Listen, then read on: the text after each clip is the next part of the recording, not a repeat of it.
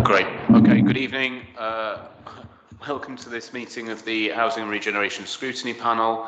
I think we should probably go around and introduce ourselves as panel members. So my name's Matt White and I'm chair of this panel. Okay, Councillor Hearn, you're next. Councillor Kirsten Hearn, Labour member for Stroud Green. I don't know who I am anymore, and member of this panel.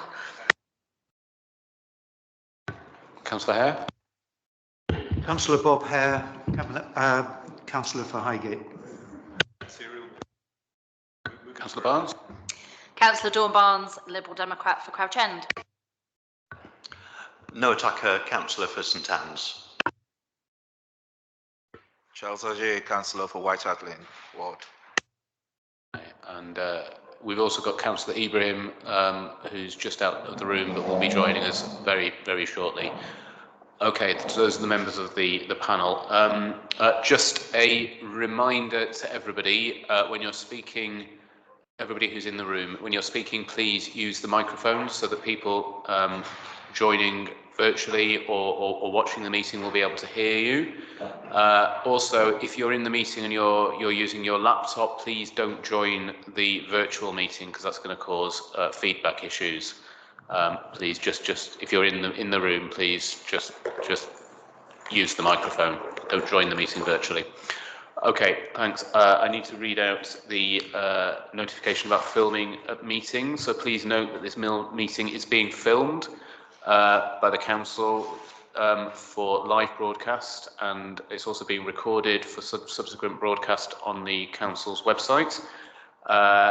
Anyone attending the meeting might be recording as well. Just be aware of that using any kind of communication method. Although we ask any members of the public who do join the meeting, who record, film or report on the meeting, not to include other members of the public. Any members of the public who do come in should be aware that we can't guarantee they won't be filmed or recorded by others attending the meeting. Members of the public participating in the meeting should be aware that they're likely to be filmed, recorded or reporting on. So by entering the meeting room using the public seating area, you're consenting to being filmed and to the possible use of those images and sound recordings. As chair of the meeting, I've got the discretion to terminate or suspend filming or recording if, in my opinion, continuation of the filming, recording or reporting would disrupt or prejudice the proceedings, infringe the rights of any individual, or may lead to the breach of a legal obligation by the council. Okay, that mouthful is over. I don't believe we have any apologies for absence. We're all present in the room, members of the panel. I haven't been made aware of any urgent business. There's no urgent business, no. Do any panel members have any declarations of interest? I see no indications. Okay. I believe that we have no deputations, petitions or presentations or questions to be presented this evening. Nothing of that type. Okay. So then we can move on to the minutes, which are on pages 1 to 12 of the agenda pack. So first of all, do any panel members have any questions about the accuracy of the minutes?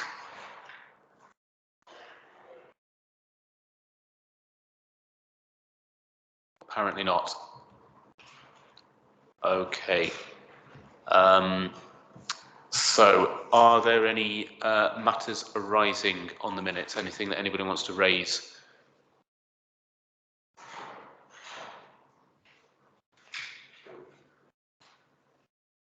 Again, I see no indications. I just wonder if we could quickly run through the actions from the minutes, just to check where we are with those. So. On page 2, Councillor Ibrahim requested that the GLA guidance regarding the ballot at Love Lane would to be provided to the panel, particularly including clarification on the 2-week specification, whether it was the minimum or maximum period required. That's been provided by email. So just to acknowledge that. Councillor Hare also requested an update on the progress of the employment land study. I believe you've received that. Is that right? I did receive it, and it was a holding reply. The work is in progress, but I have asked whether we might see a preview of that, if that is suitable. Okay, and you're waiting for a response on that? Just ask our own clerk, Philip, if he can ask about that. Okay. And provide it to us all, not just me. Okay, all right. Well, I guess we'll be updated on that in due course then. Thanks. Okay, a number of questions from Mr. Grant. Those questions, I believe, were provided as a written response. I don't think there's been any further action on that. Nothing, no comeback on that.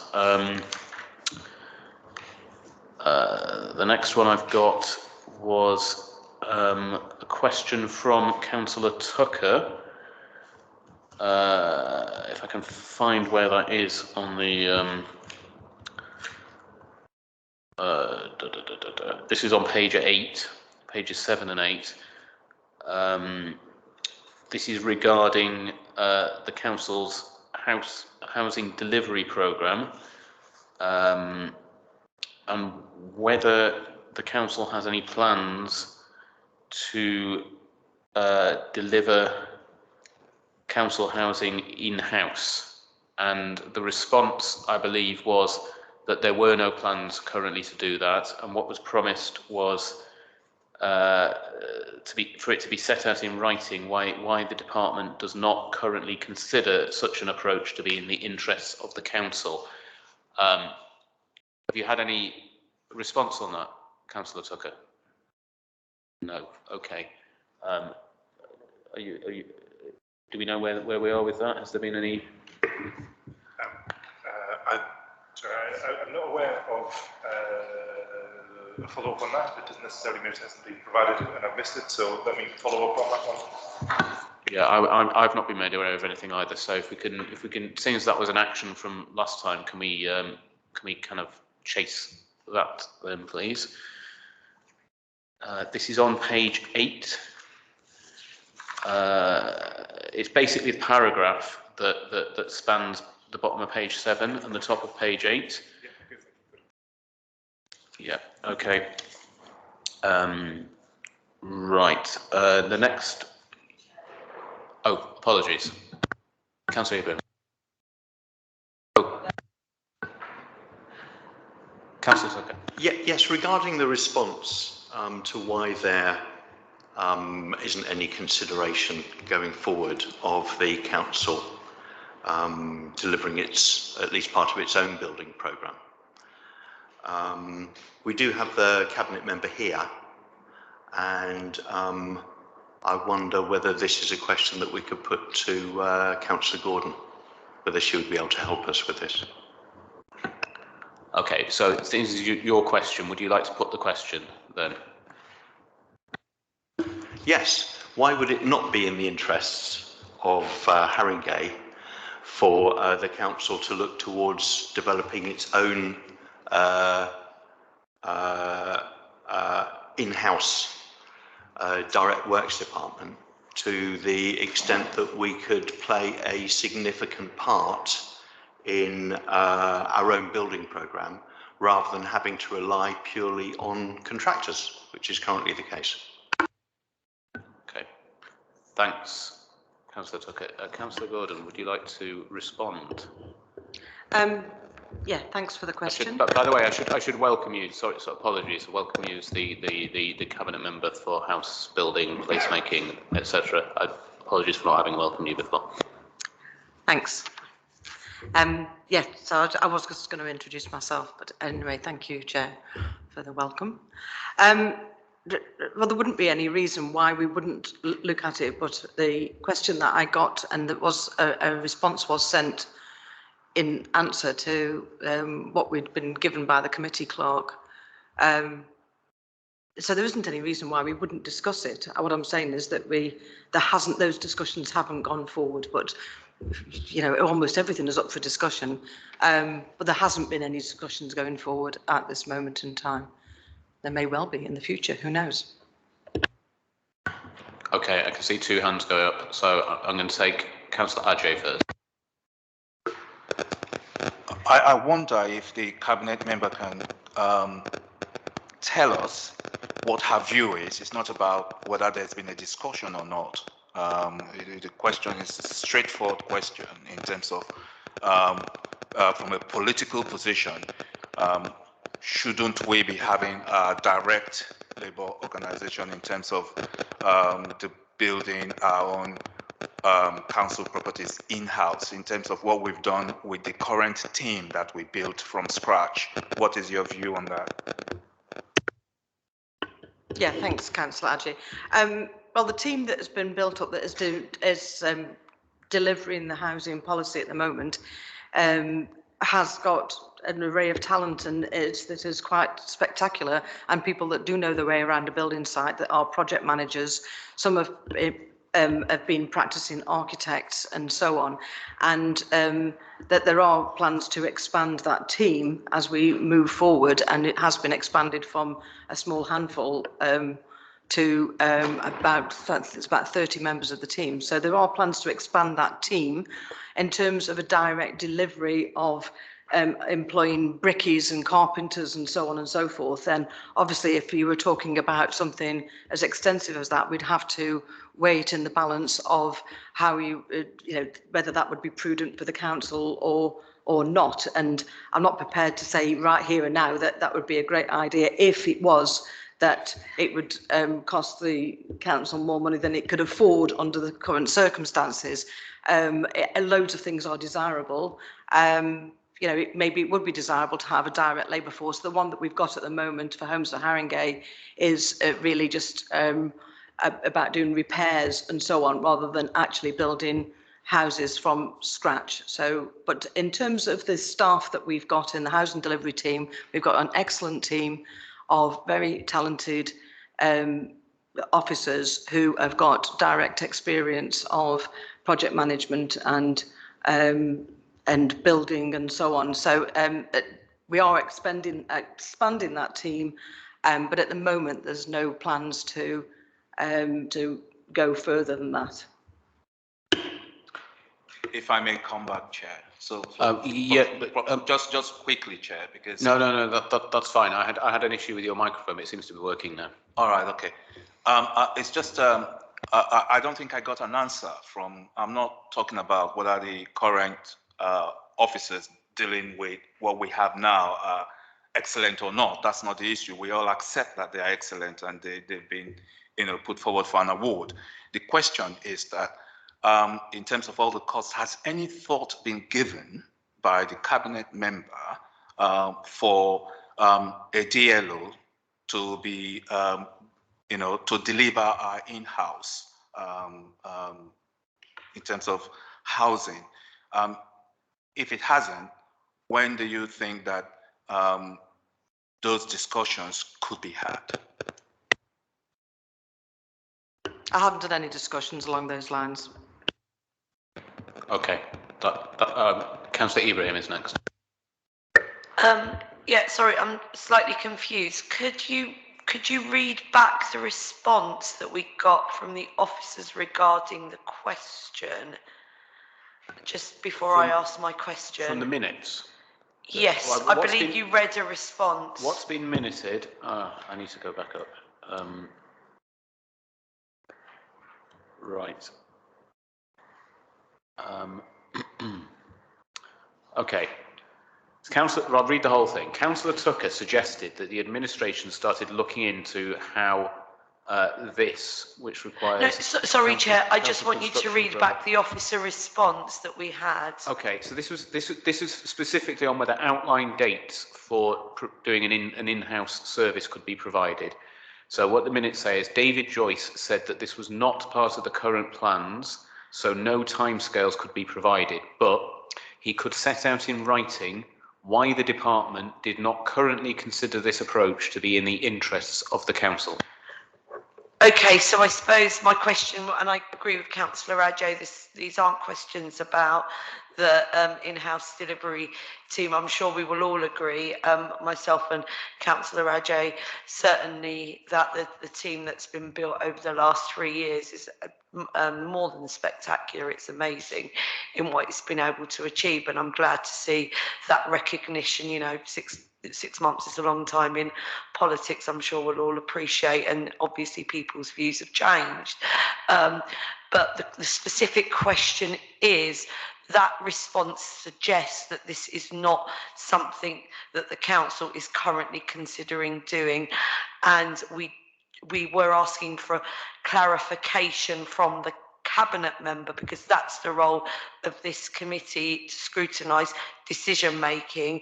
That is the question that was asked about, you know, has there been any consideration for this? It's a straight yes or no answer. No.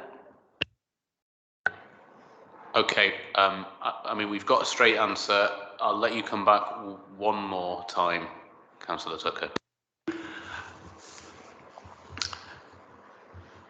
So I don't think it was quite a straight answer. So we've got a straight answer to the issue of, has there been any discussions around it? But we didn't get a clear answer to, would there be any discussions around it? Would I be right in saying there are no plans to conduct any studies on the feasibility of moving forward to build up a direct works department that could undertake a construction programme? But you've got no plans even to look into it. That's my question. I haven't got any plans to do that right at this moment. I may well have in the future. Okay, thanks for that. Right. Can we just quickly complete the the actions? There were two more, I think. Page 10. This was from Councillor Barnes. This was regarding repairs. And it was a request for statistics on repair timescales. We've certainly asked a few questions along these lines as part of our discussions on Broadwater Farm. So are you satisfied that that action's been completed? I think we have looked across the piece, have we? Right, so we're still looking for statistics on repair timescales across homes for Haringey then. Yeah. Okay. So that's an action to be followed up. And the final one was that we do a site visit to Broadwater Farm. That did happen. Okay. So all that having been discussed in some detail, are we happy to agree the minutes as a correct record of our last meeting? Councillor Ibrahim has something Just to raise. obviously, because I was briefly out of the office, I'm conscious there's a screen over there with lots of people on it.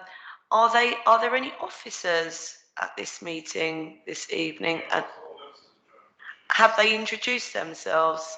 So we don't know who's in the room in order to ask questions. I'm just conscious of that. Okay. Okay. How many officers have we got in the room? Because all I'm seeing is a screen of letters. I don't know who's there in order to direct my questions. Okay, so I think we have 5 officers and a cabinet member. So can we know who the officers are? If there's only 5 officers, I think it might make sense for them to introduce themselves. I won't take too long. Or at least put a screen up of who's present. Okay, I'm not sure how to coordinate this though, because I don't have the list myself of who's present.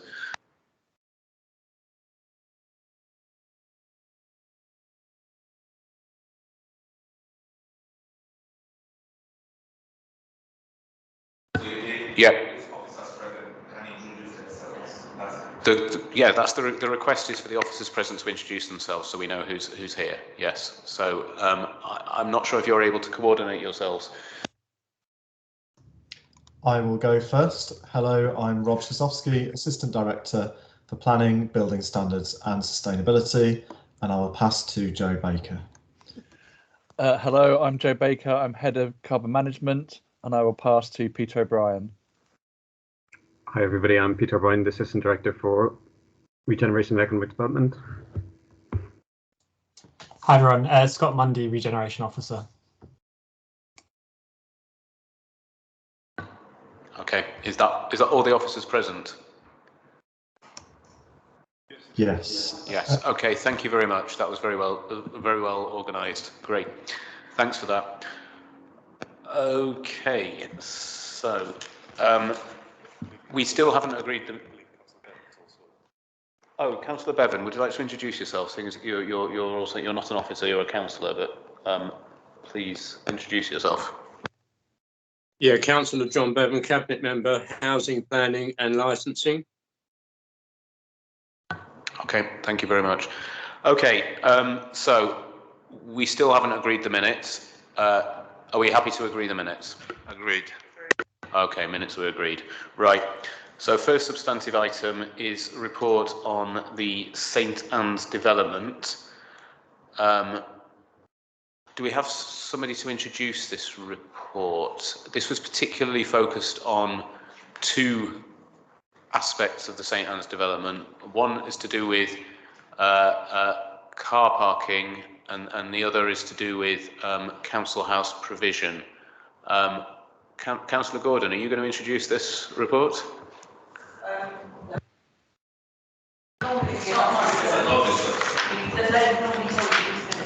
Okay, is there an officer who's going to introduce it?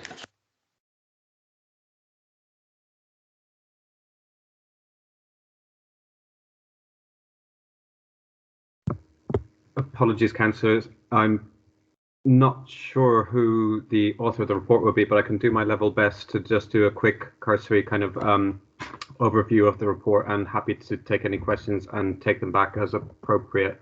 Through a combination of myself and Rob, we may well be able to answer a number of questions that colleagues may, that councillors may have.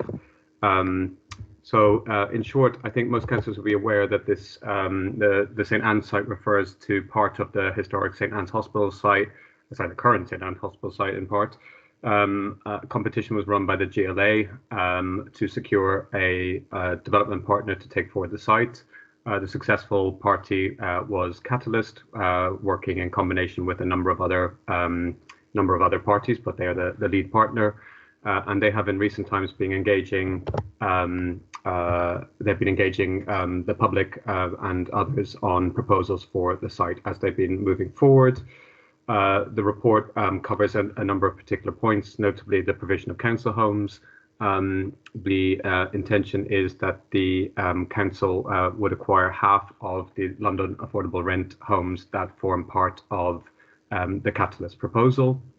London affordable rent is colloquially referred to as social rent, and is one of the products that forms part of the GLA's affordable housing tenure options. The report further sets out in relation to provision of car parking on site, and in particular a discussion about the number of parking that may be allocated in relation to the council homes. This is a topic of ongoing discussion between the council, Homes for Haringey, and the applicant. There's no history of council housing on the site, and apparently that represents something which is normally informs the amount of parking provision. Notwithstanding this, there's a general policy position that the number of council homes should be as low, that the number of car parking should be as low as possible. And in particular, noting the site's future PTAL level being public transport accessibility level, and is used to inform, amongst other things, density and the number of car parking spaces. The car parking management plan would deal with the allocation of spaces, and as ever, there will be a prioritisation in favour of wheelchair users and family size units. More generally, any further homes on the site will be subject to a car-free agreement, and that would ensure that no future residents will be able to apply for on-street resident parking permits to park in the local controlled parking zone. there's a further note in the report that discussions are ongoing in relation to the access for the southwest corner of the site. If the chair is okay with that, I will leave it there. Thank you very much for that introduction. Can I start just by, I just want to clarify something about the figures in here. There's just something, I think maybe it's just the wording of paragraph 3.1. It says that the council are currently in discussions to acquire 50% of the affordable rent homes, but all the discussion above, it talks about 60% of all the 930 homes are going to be affordable. Presumably the majority of those will be rented. Actually, we're only talking about the London affordable rent homes in this case. Is that right? That's correct, yeah. That's correct. Okay, so then going down to paragraph 3.3, it then says, currently the proposals would mean that the council could acquire 147 homes. However, this may be a small discrepancy, but my calculations are that 60% of 930 is 558. So that's 60% affordable housing, 558 altogether. Take away 50 for the community-led housing, leaves 508. 60% of 508 is 304 or 305, and half of that is 152, 153. I know we're only talking about 5 or 6 homes, but why is it 147 and not 152? I've just done the maths myself. So I'm going to just the maths. I don't have the answer, so I'd have to take control of Sorry, PC, you're cutting out a little bit, but I think I understand that you don't have the answer there and then. Maybe we can just get a clarification on what the exact figure is and how it's been worked out, because I mean, given the information above, it should be slightly higher. But I suppose my question for Councillor Gordon is, we're talking about, we're in discussions to acquire 50% of the affordable rent homes. The proposals would mean that the council could acquire that many. Could I just get confirmation that the intention is to acquire all the homes that the council is able to acquire, the full 50% of the affordable rent homes? Yeah, that is the intention. It was something that was negotiated with the between the GLA and Catalyst when they did the deal. But it is our intention that we will go ahead and funding, part funding has been provided by the GLA grant. Okay, thanks. Councillor Barnes. Which brings us on to 3.4 about the concerns about the high level of estate and service charges and how that would be managed if we did acquire the full number of those properties. What are the costs and what implications are there? And does it mean that there's a possibility the full amount wouldn't be acquired because that would be too expensive? I think there's still ongoing discussions about the service charges. That I haven't got the latest update and where those discussions have had, because the builder's quite a way off, but they will be continuing. So I can't really give you more detail than that.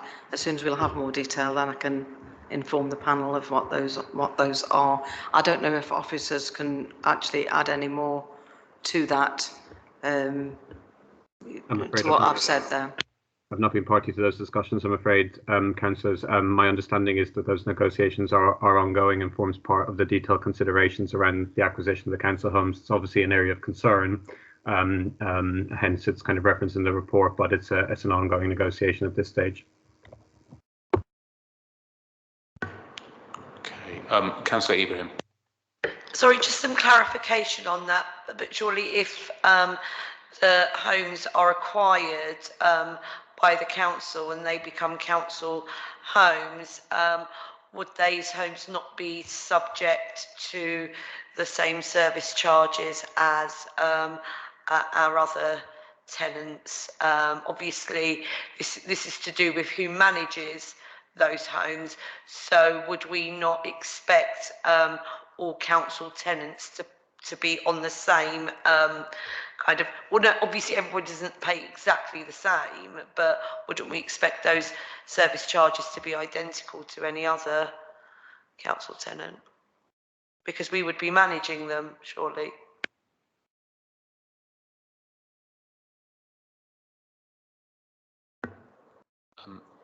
Okay, who's going to respond to that? Is that?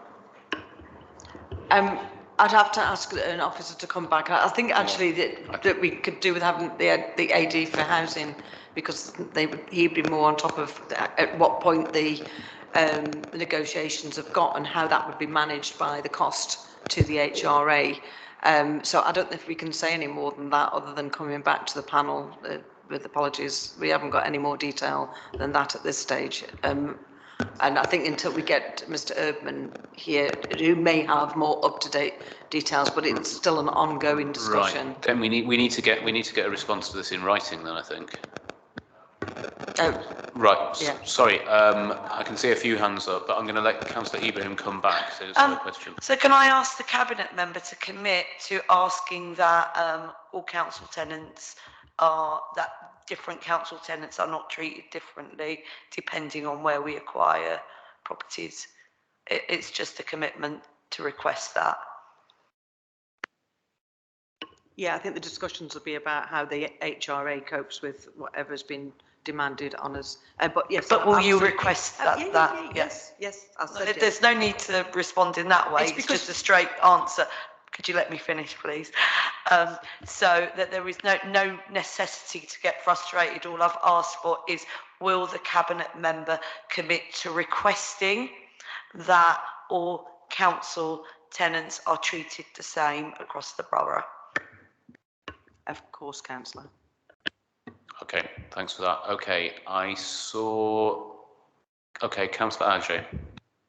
Thank you, Chair. I'm actually a bit concerned with that paragraph, because just to go back to previous discussions, it shouldn't be catalysts, because if we're purchasing those properties, they should be managed by Homes for Haringey.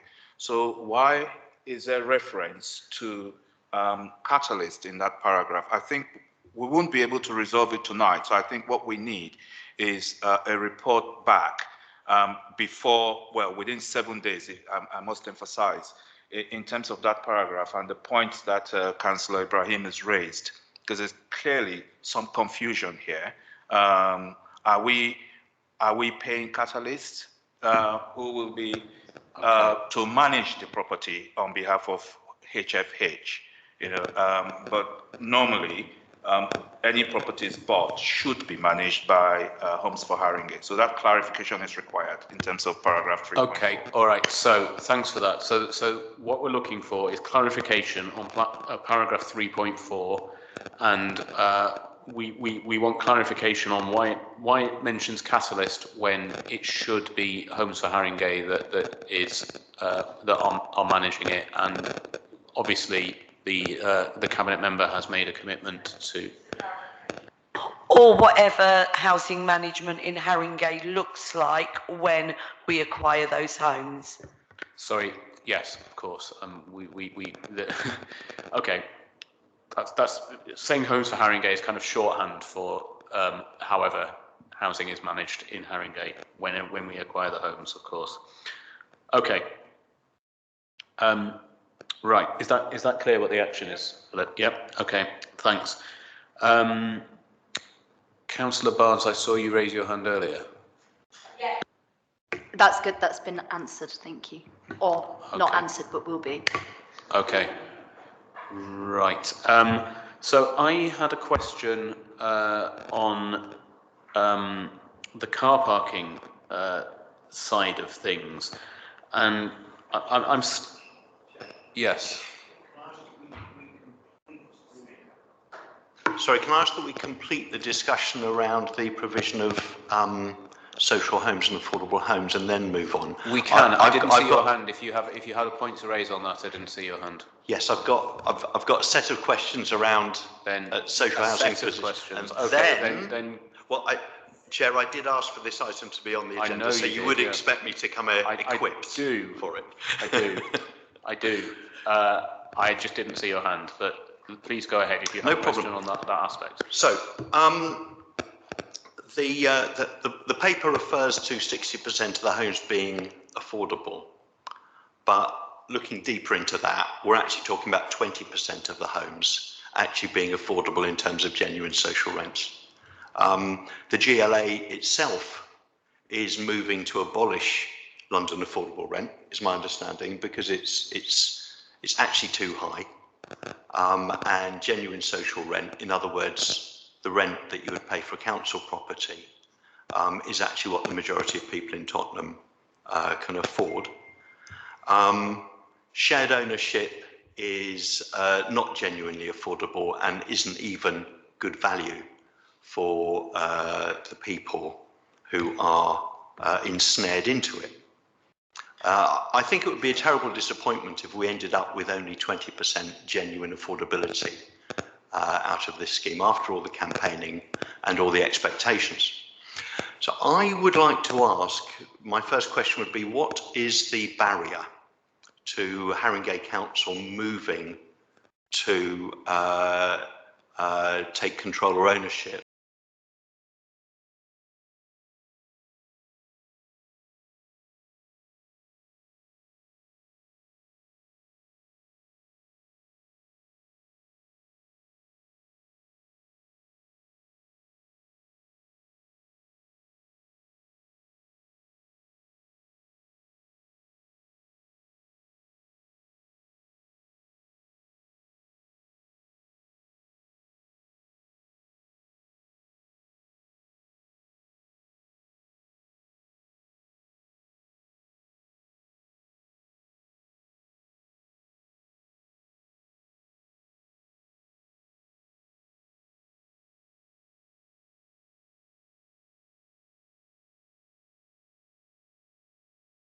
Potentially 50% genuine affordability on the site. So my question is, would the Cabinet members see that as a positive way forward?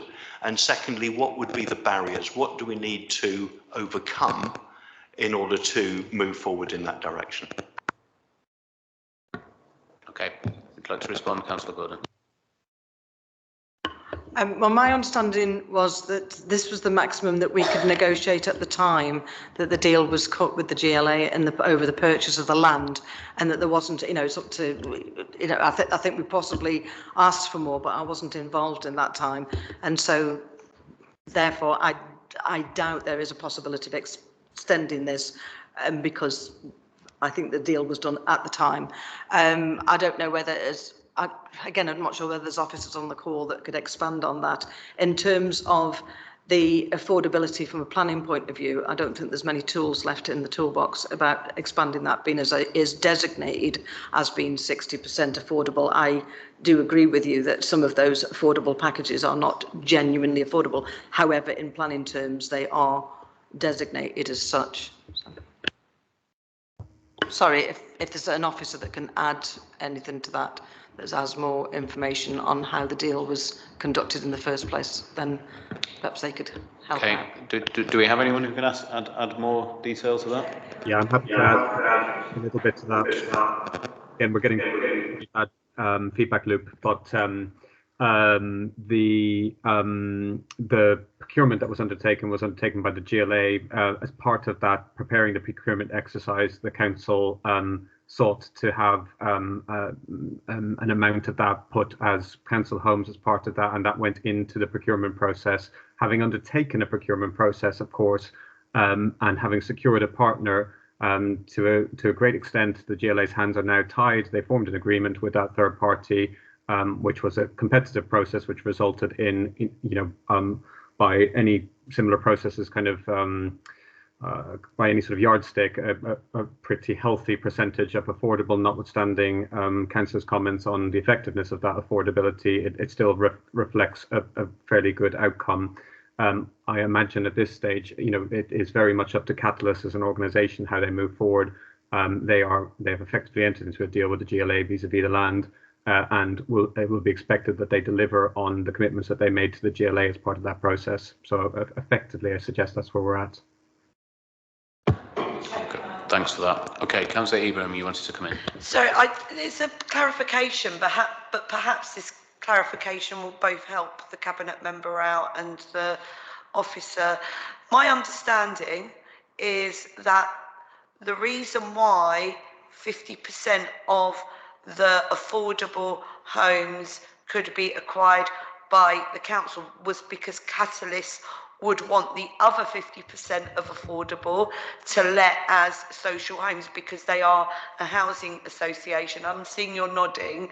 So that presumably is the answer, that it's not that it's only going to be this 20%. There is more, it's just we will not be the landlord of the more. The housing association will be the landlord of the more, and those homes are not going to all be shared ownership. There will be just standard housing association social rent homes whereby we nominate to the, and can I just clarify, my understanding is, and I hope I'm right on this, Peter, that like any other housing association in Haringey, we will have the full nomination rights to those homes. So it's not, it's just that the 20% will be the 20% that's owned by the council, and the other or the 25%, or however it works out, the other 20% will be social rented homes, just homes that are let by Catalyst in the same way that Metropolitan let Sky City and Sanctuary let Page High, etc., etc. But they will be, for all intents and purposes, social homes. So I wouldn't want people to think that that's not the case. Okay, thanks for that clarification. Councillor Tucker wanted to come back. Yes, so granted that, but why wouldn't we, as a council, be able to move in and offer to purchase the London shared ownership homes? Because we've had previously done deals with Lend-Lease, and I recall this also happened in the developments in Tottenham Hale, that we moved into an already signed deal and made an offer to purchase additional homes that would have been otherwise, for example, shared ownership homes. I certainly don't see the GLA getting in the way of that, and I'm wondering whether some discussions with Catalyst could take place in order that we increase the number of genuine affordable homes on the site. I mean, I understand the point about the 20% London affordable rent ones, completely understand, hence focusing on the London shared ownership and the London living rent homes. Why wouldn't we be able to approach Catalyst just as we have done since 2018 with previously signed deals, and gone to the developer and said, we want more council housing on this site? Okay, thanks for that, Councillor Tucker. Councillor Gordon. Well, just to say that on Hale Wharf it is different, because the on Hale Wharf, that we're approached and they are a very willing partner in that. Whereas I think in Catalyst that's not the case. But and we could ask officers to clarify. But that's what I understand. Okay, who'd like to come in from the officers' side? Well, in terms of the position the Catalyst in, obviously Catalyst, as a housing association, view themselves as being in the business of providing homes to both social tenants and a wider kind of spectrum of affordable housing. So they would very much see that as their kind of reason for being as well. I think it's probably fair to say, and I don't mean this with any sort of slight on Catalyst at all, but it's probably with a degree of reluctance that they probably agreed to the position whereby they were divesting of a portion of the social stock to the council in the first place. So I can't speak for them, but I suspect they're quite keen to operate, manage and run the remainder of the housing stock. I think it's also worth kind of mentioning that the products that Councillor Tucker mentioned, the shared ownership and the London living rent, they would be more expensive to buy than were we, for example, buying the London affordable rent. And so buying London affordable rent units is going to come at a cheaper cost to the HRA. And so that's just worth noting, that the cost of buying non-social rent units from a scheme is going to inevitably be higher. So that would be a consideration in any assessment of whether or not it represented value for money to the HRA. Okay, Councillor Zucchi, I think this probably will be your last comeback now on this one. On this particular subject, yes, Chair. So I appreciate that Catalyst might be reluctant, but it certainly doesn't look good. It wouldn't look good for a supposed social housing provider and an affordable housing provider to refuse the proposal of a council accompanied by the money that we would be investing in it. It wouldn't look good for them to say, no, we're standing in the way of genuinely affordable housing at a rent that people in Tottenham can actually afford. And I would add to that, definitely if you don't ask, you don't get. So would it not be a good idea for the council to actually see if Catalyst would be interested in discussions? If Catalyst say no, we won't, then, you know, bad for them. That would be a shame and a pity. But at least Haringey would have asked. Whether it would be good value for money, I think as well, that's something that we would need to look at. My understanding is that the issue of capacity and speed in being able to actually build new houses and new developments is a factor here. This is a development which is already about to be built. These homes are going to be built. They will either be genuinely affordable or not affordable.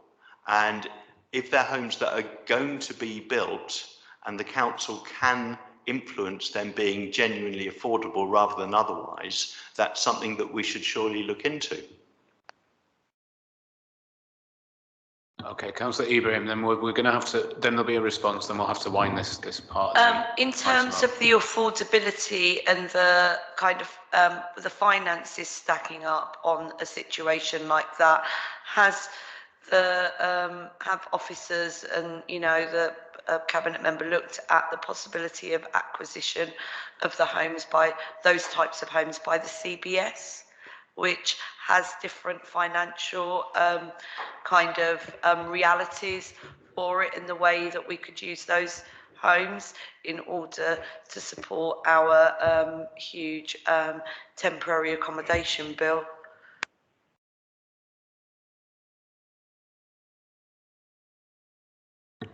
Councillor Gordon, you're going to come back on that. I can't answer on the specifics about that because I think that the negotiations went as far as they did at the time, but I can ask for some clarification from the officer for the panel.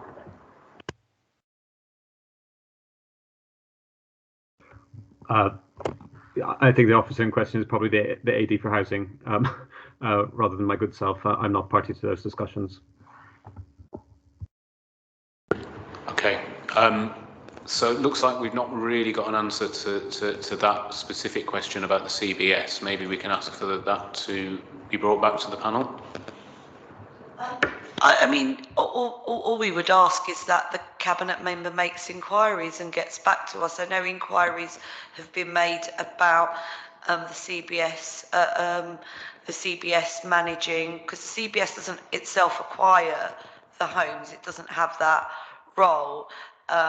However, in terms of the management and for the types of homes, but you know, higher cost implications, and you have to have different rent formulas, and I think that should be explored. So all we're asking for is a commitment to explore them and come back with us. We don't need an answer. We wouldn't expect somebody to answer off the cuff, yes, that can happen. It's just not plausible, but just an exploration. Okay. Are you happy? Yeah, more than happy to do that. Yeah. Okay. Thank you very much. Okay. Go on. What is this brief? It's very brief and it's very specific. Okay, but still on the issue of social housing provision. Now, a number of the houses which Catalyst are proposing to build are actually houses. They describe them as townhouses. And there's a row of them which they're proposing to build on the side of the site which is next to Warwick Gardens. And they're talking about 3-storey, 3 to 4 bedroom houses. Now, when they were asked by residents why they needed to provide these houses, and this is an issue to do with the density and the heights of the buildings on different parts of the site, Catalyst implicated Haringey Council in this and said that Haringey would be wanting in the homes that they purchased to have a significant number of 3 to 4 bedroom homes amongst these, and implied that these would be these townhouses. That seems slightly odd to me, because I would presume that these townhouses would be going for a premium compared to the homes that would be provided in the tower blocks. So I'm just wondering, was that information from Catalyst based on any actual discussions that have taken place between the council and Catalyst in terms of the nature of the properties which the council is proposing to buy for its social rent homes, or is this speculation on the part of the developer? Okay. So I'm assuming we're going to our officer for answer to this question. Yeah, I'm afraid I don't have the answer to that question, I'm afraid. I'll have to take that back to my colleague and come back with a written response. Okay, so we'll get a written response on that one. Okay, all right. Thanks. Now, are we okay to move on to the car parking aspect?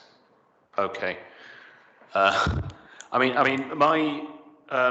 my question about this is really, it's related to the borough plan objective to move modal shift so that 88% of all trips in the borough are made by walking, cycling or public transport by 2041.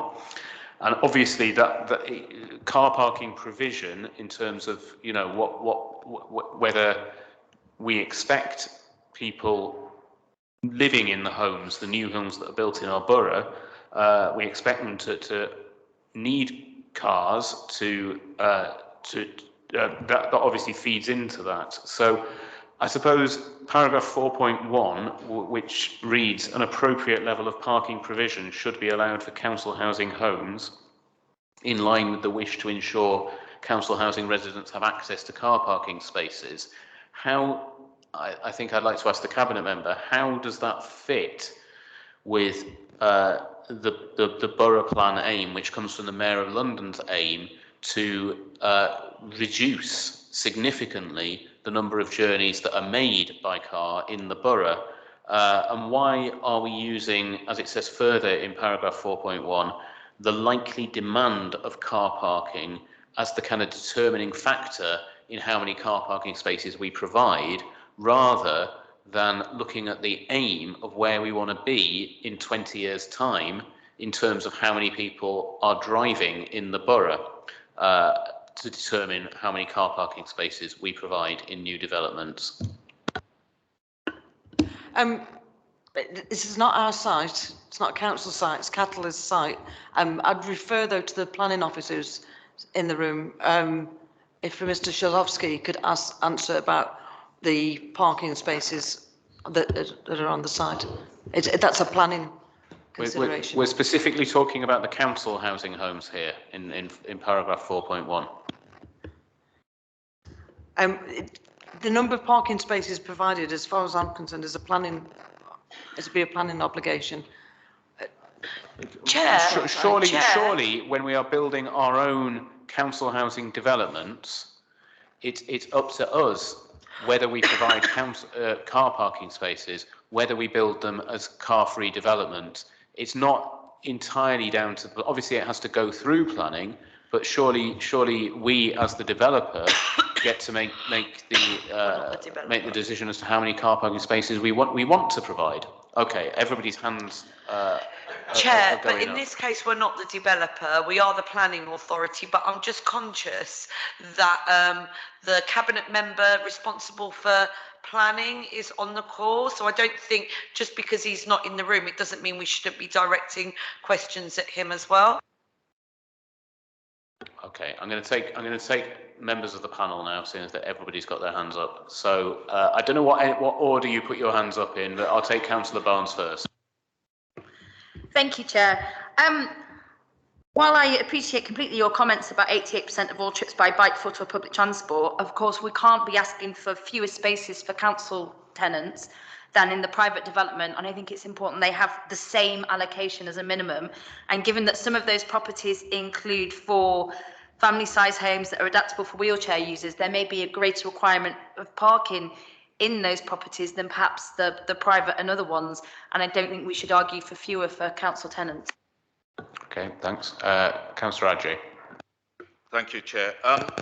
It's more or less in line with the question that you've asked. So I don't really mind who answers it, whether it's housing or what's it called, planning.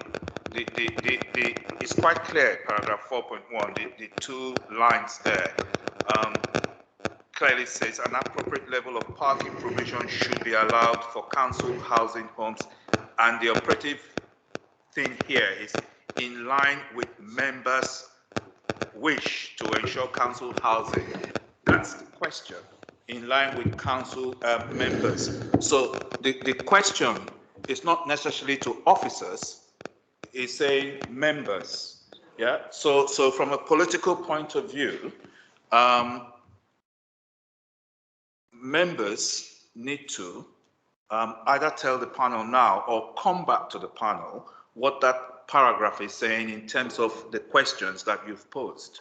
You know, so it's saying housing in parking in line with members' wishes. So I understand where Councillor Barnes is coming from in terms of there should be parity, as it were, whether it's housing association or our own acquired, bits of it, So what is the council's policy, yeah, in terms of that aspect of parking in the whole scheme? That's the issue. Yeah. So it's not about the bits that we've acquired. It's the whole. What's the council's planning policy for the whole scheme in terms of parking? So there are 3 cabinet members involved in this. Then there's housing, there's planning, and then there is I think Councillor Chandwani from a parking perspective. So that's what we need to deal with. Not necessarily now, but that conversation needs to be had because it's quite clear there what those 2 first lines in paragraph 4.1 is saying. Okay, thanks. So, okay, Councillor Tucker, you're coming in on the same point, and then maybe we can go to Councillor Bevan, or maybe Councillor Bevan with officer support for a response. Yeah, I am coming in on this point, and I am, of course, a councillor for the ward. And one thing I think local residents wouldn't want to see is 200 additional cars coming into St Anne's ward. This is a ward where the majority of people do not have cars, and I think over 70% of households in St Anne's don't currently have access to a car. And if there's an opportunity for a genuine car-free development, and by that I mean obviously people who need a car due to their disability must have the facility to have a car, but apart from that, a car-free development, and that is GLA policy. That is something that is also in the interests of local residents. Can I say in terms of responsibility for this, if we're to understand 4.1, This is referring to the council as a customer. And Councillor Gordon represents the council as a customer in this. This isn't a planning matter. Okay, this is the council saying we're going to buy whatever it is, 147 homes, and we want these people to have car parking spaces, or some of them to have car parking spaces. That's my interpretation of the first sentence here. Members wish to ensure council housing residents, in other words, the people in those 147 houses or flats, to have space to park their car. Whereas I would say this is an opportunity for us to move forward for those homes, the majority of them, unless disabled people are living there, as well as the private homes and the so-called affordable homes, to be car free. This is a development with actually pretty good access. We're talking about moving towards a low traffic neighbourhood, which will make it easier and more pleasant for people to get around by foot, by public transport, by bicycle, etc. And shouldn't we be taking full advantage of doing that? Okay, thanks. Okay, so that question was, now we've had questions directed at Councillor Gordon and Councillor Bevan, so perhaps you'd like to go, if you, seeing as Councillor Tucker's just asked that question. I'll give you my opinion. Obviously, I'm in favour of as much car-free development as we can possibly get, with the exception of for blue badge holders, for example. However, where you've got family-sized homes, there is always going to be some issue of difficulty of whether, if you don't provide any parking spaces for family-sized homes, it means that you have got an issue where people may be in those homes and will end up having to park off of the main estate into the existing streets. Personally, I'm in favour of trying to reduce the parking as much as possible along the lines that we say, and I'm sure that is the position that we will adopt. But obviously, we have to take into account there is a lot of supported homes in the homes that we are taking on this site, and therefore you will need to have some blue badge parking spaces on there as well. I don't know the detail of exactly what we'd be asking for, but I could get back to members on that, and I'm happy to find out. Sorry, but I don't know if Rob wants to come in about the sort of general policy at all. Rob, I can see you're on the screen. Did you want to come in? Yeah, thank you, Chair. Happy to come in. So representing the council's role as local planning authority, I can't speak for any applicant, whether that's the council, any housing association or a private developer, but I can speak on what planning policies require, and these planning policies would be used in the determination of any planning application for this site. And just to be clear, there's no current planning application for this site yet, and that would obviously go through planning committee as usual. So planning policies are set out in the adopted local plan and the London plan, and the planning standards in there for parking are no different for council housing, housing association housing or private housing. The public transport accessibility level across the site, which has been referred to already, I think, is between 2 to 4, which is sort of low to medium. So that does mean we can't fully pursue a car-free development as per London and local plan policy, but we would be able to pursue what's called car capped, which means an extremely limited number of car parking spaces. So that's the planning policy that would apply, and that's set out in the existing local plan. And I would just finish off by referring to wider council policy, so not just the planning policy, but we have a draft walking and cycling action plan, which is shortly going out for consultation, which does set out the overall wider ambitions for the council to support walking and cycling. So it should also be seen in that context as well. Thanks. Thanks, Rob. When is that going out to consultation, by the way? Should be in the next few weeks, so very shortly. Thanks. Councillor Ibrahim, you wanted to come in? Yeah, no, because I was slightly concerned when we get into the kind of detail of who might need car parking and who might not. It can get quite complicated because, you know, obviously, how do you differentiate between a larger family and a smaller family? Families change, etc. How do you then fairly allocate spaces? You'd have to have some kind of. So I don't think we should get caught up in kind of doing a hierarchy of who needs parking and who doesn't. And I just think ultimately, it's not clear how the car parking allocation will look yet, but perhaps we should look into that further.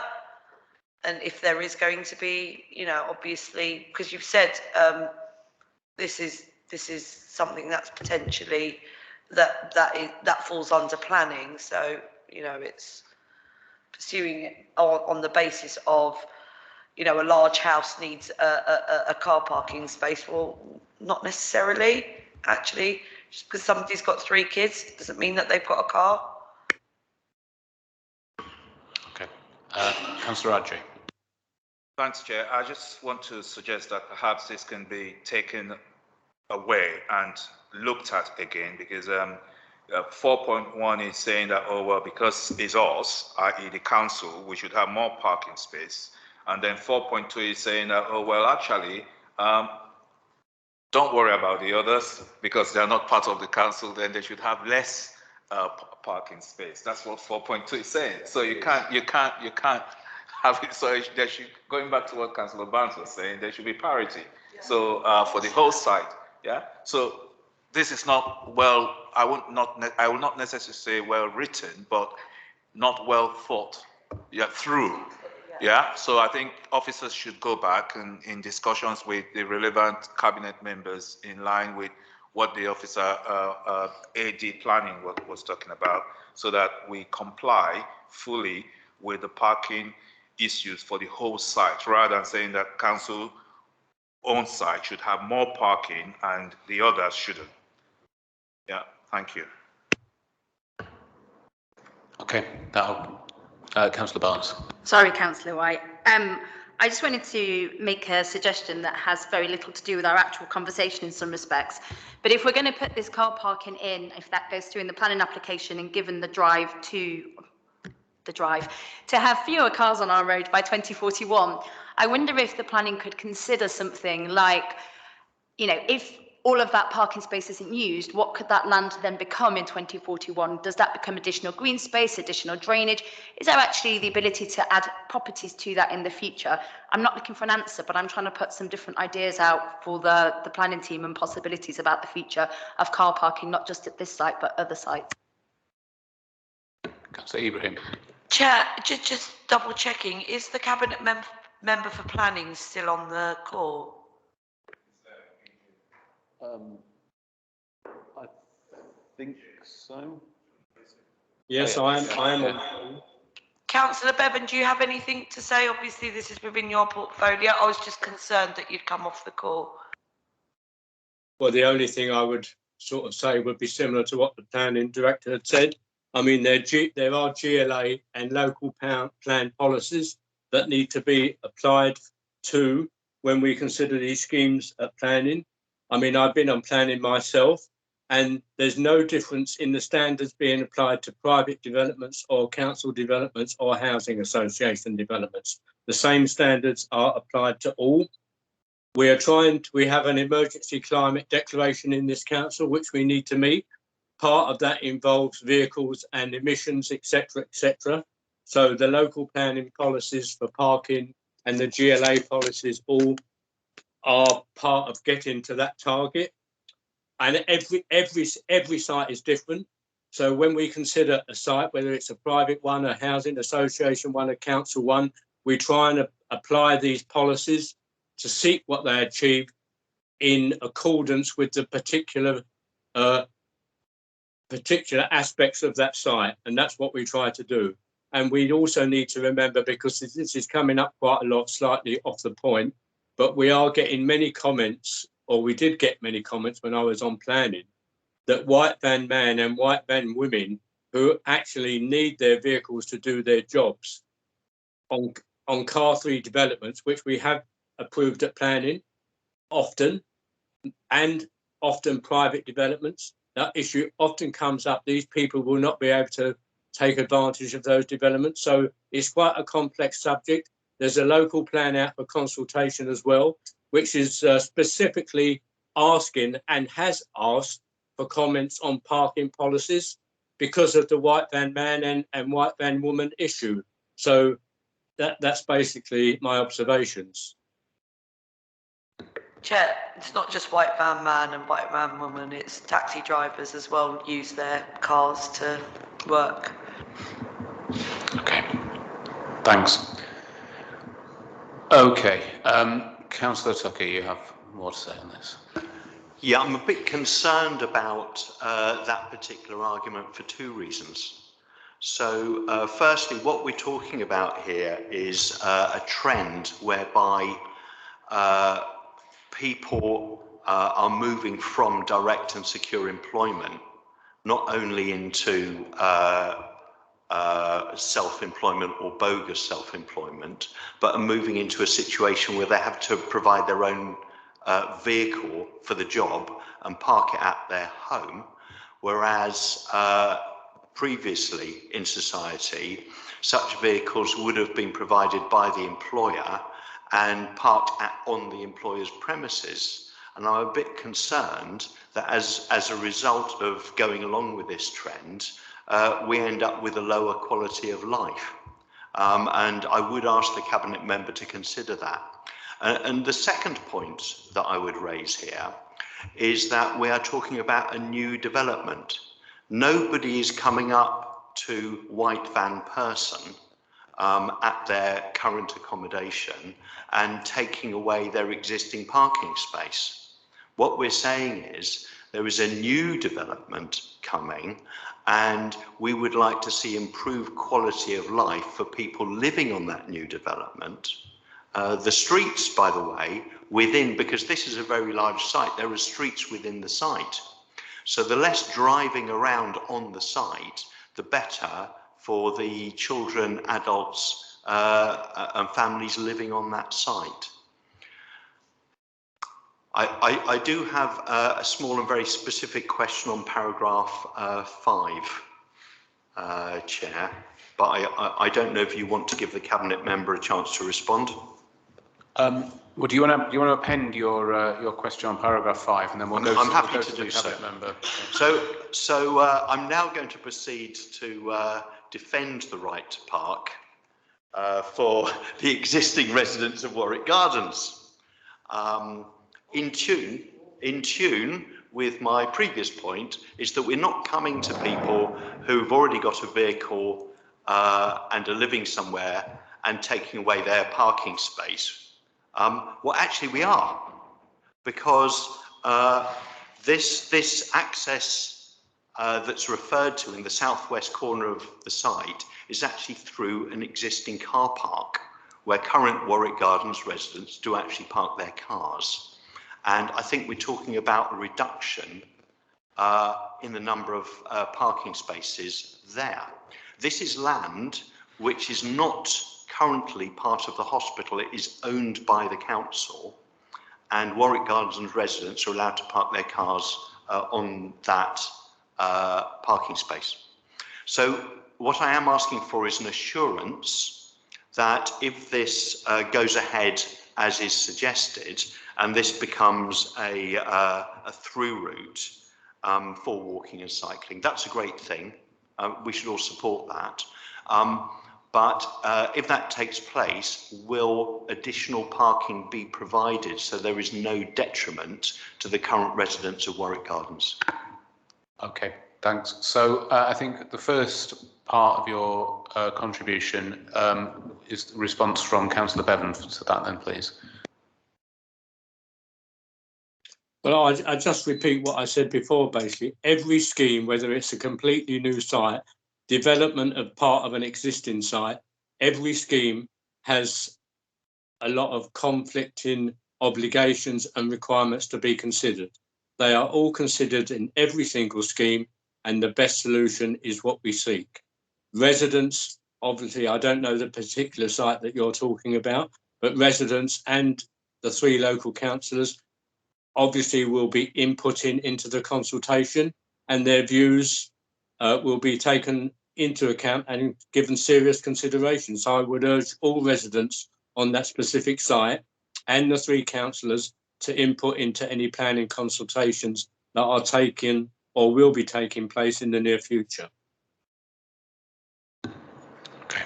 Can I ask, was that a reply to my question on paragraph 5 or the first part of my question?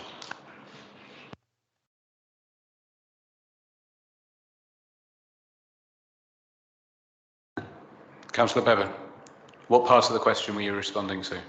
What part of Councillor Tucker's contribution were you responding to? I was responding generally to Councillor Tucker's comments and questions. If you are, I can't.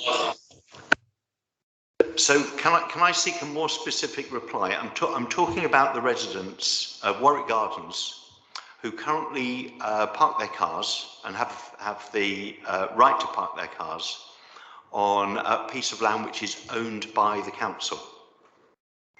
So what's being proposed is that part of that car parking space is taken away and used as a through route to the new St Anne's site for the use of the residents who are going to be there and other people. So I'm asking, will there be alternative provision made available so there's no detriment to those residents of Warwick Gardens? I cannot answer that question. I'm not responsible for that development.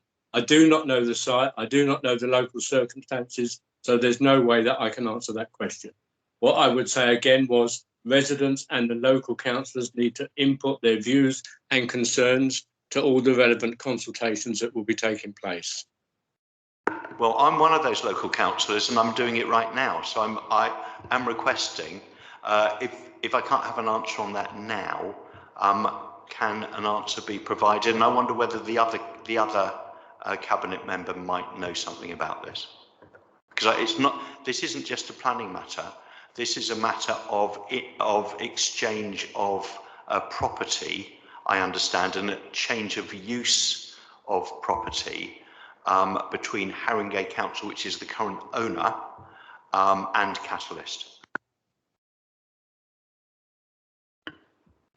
Well, I understand that, I mean, just judging by what I'm reading in the papers, really, that it's an S105 consultation process because there's an amenity being taken away. So the tenants in Warwick Gardens will get that extra chance to make their position clear on that. And I think when we've seen that consultation, we can probably come back with a more elaborate answer. I hope that will be satisfactory.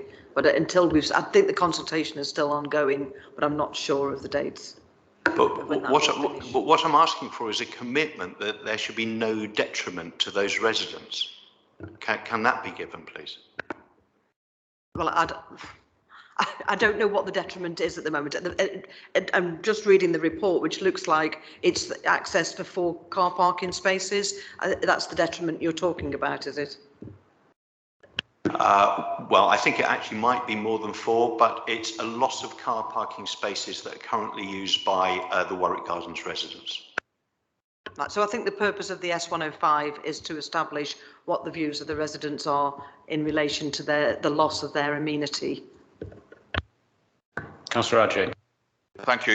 If I may expand and maybe try and be a bit helpful, is that obviously paragraph 5.1 is stating that there's going to be at least 4 car parking spaces that are going to be, gotten rid of. So that is a detriment, irrespective of the section 105 consultation. So the question is, if following the consultations, the residents are against losing those parking spaces, what other consideration has been given by the respective cabinet members in terms of resolving that issue, because it's talking about whether it's general fund or housing revenue account. That's fine. And it seemed to me that from the way it's been written, that there's discussions between the council and Catalyst, so about that as well. So from a political point of view, is the cabinet or member or members, are they content that 4 parking spaces can go towards the scheme? Councillor Hadji, I'd have to get back to the AD for housing on that and then get a report to you. I haven't got the detail in front of me. Chair, thanks. Okay, that's fine. But what I would like as well is a political commitment, going back to what Councillor Tucker was saying, if they are content with losing, those spaces, should this Section 105 outcome is against it. Okay. So you're asking for a political commitment from the cabinet member? Yes. Or what other alternative options do they have in place? Has any thought been given to that? Should the Section 105 outcome is that they won't lose the residents of the estate or the flat at Warwick Gardens refuse to accept that they would lose 4 parking spaces, which is what one of the local councillors here is saying. He requesting that political commitment, which Councillor Gordon has said she'll go away, discuss with officers before she makes her mind. That's fine. Okay, fine.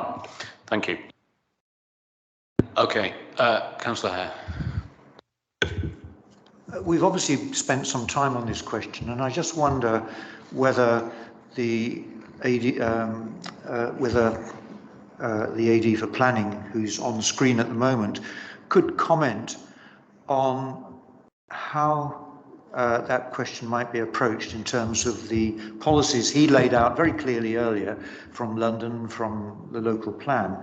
In other words, if there's a deficiency of parking, whether that would be a really big issue, or if there's lots of parking and it's not a deficiency and it fits with the parking requirements for that area, whether that would be how planning might approach it. I don't know whether he has a comment. If he has, be interested to hear. Okay. Rob, do you have anything to comment on?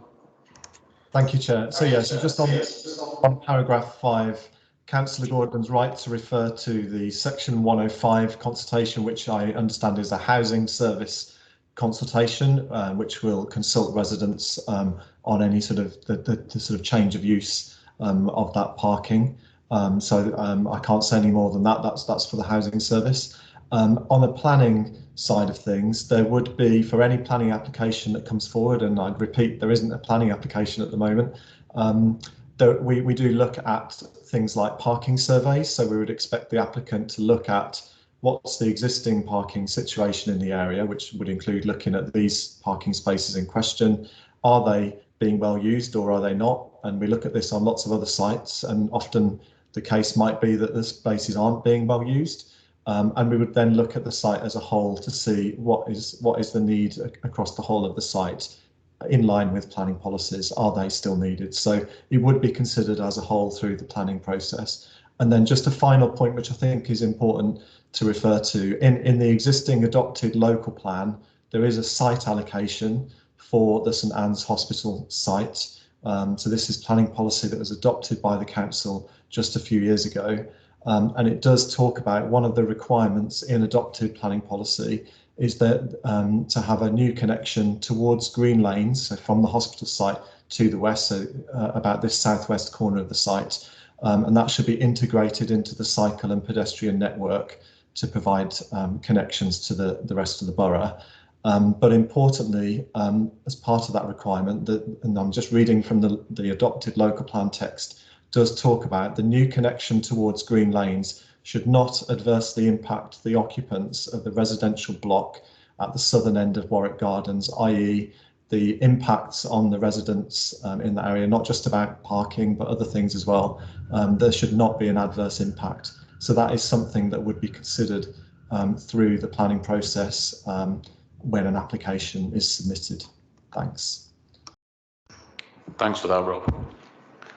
Okay, we spent quite a long time on this report now, so I think we can probably safely move on to the next item, which is, this is in the addendum to the agenda pack, item 8, on climate change, and this is a report on what both the cabinet members are doing to address the climate emergency and the aim the council has to address climate change in the coming years.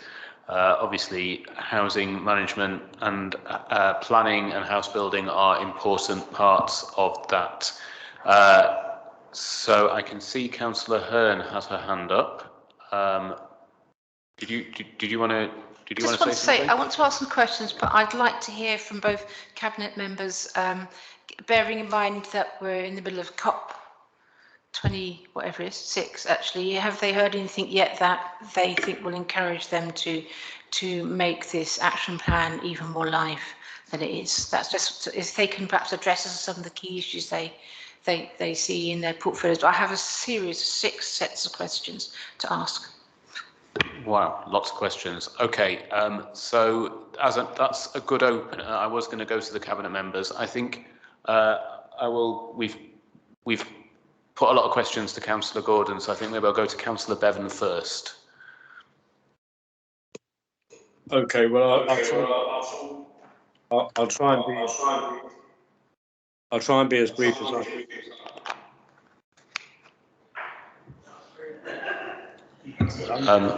We can't hear you. I'm getting a lot of feedback. There seems to be a lot of noise going on there. So, right, okay, I'll run through some points for you. So basically, 50% of the borough's carbon emissions come from the borough's housing stock. So that's not only our housing stock, it's all the housing stock. For our own housing stock, we have committed 101 million from the HRA over a 10-year period to ensure that we begin to address this issue. The target is to bring the stock to the top band C and to band B. The approach taken is fabric first, i.e. improving the thermal properties of the building. Ensuring the council's housing stock is reaching these targets will be incorporated into the council's major works programme. However, the worst performing stock will be taken first, regardless. And the council and Homes for Haringey is currently working with Energy Strong, a pilot, to retrofit some of our stock. And if that pilot is successful, this could be rolled out beyond the pilot homes.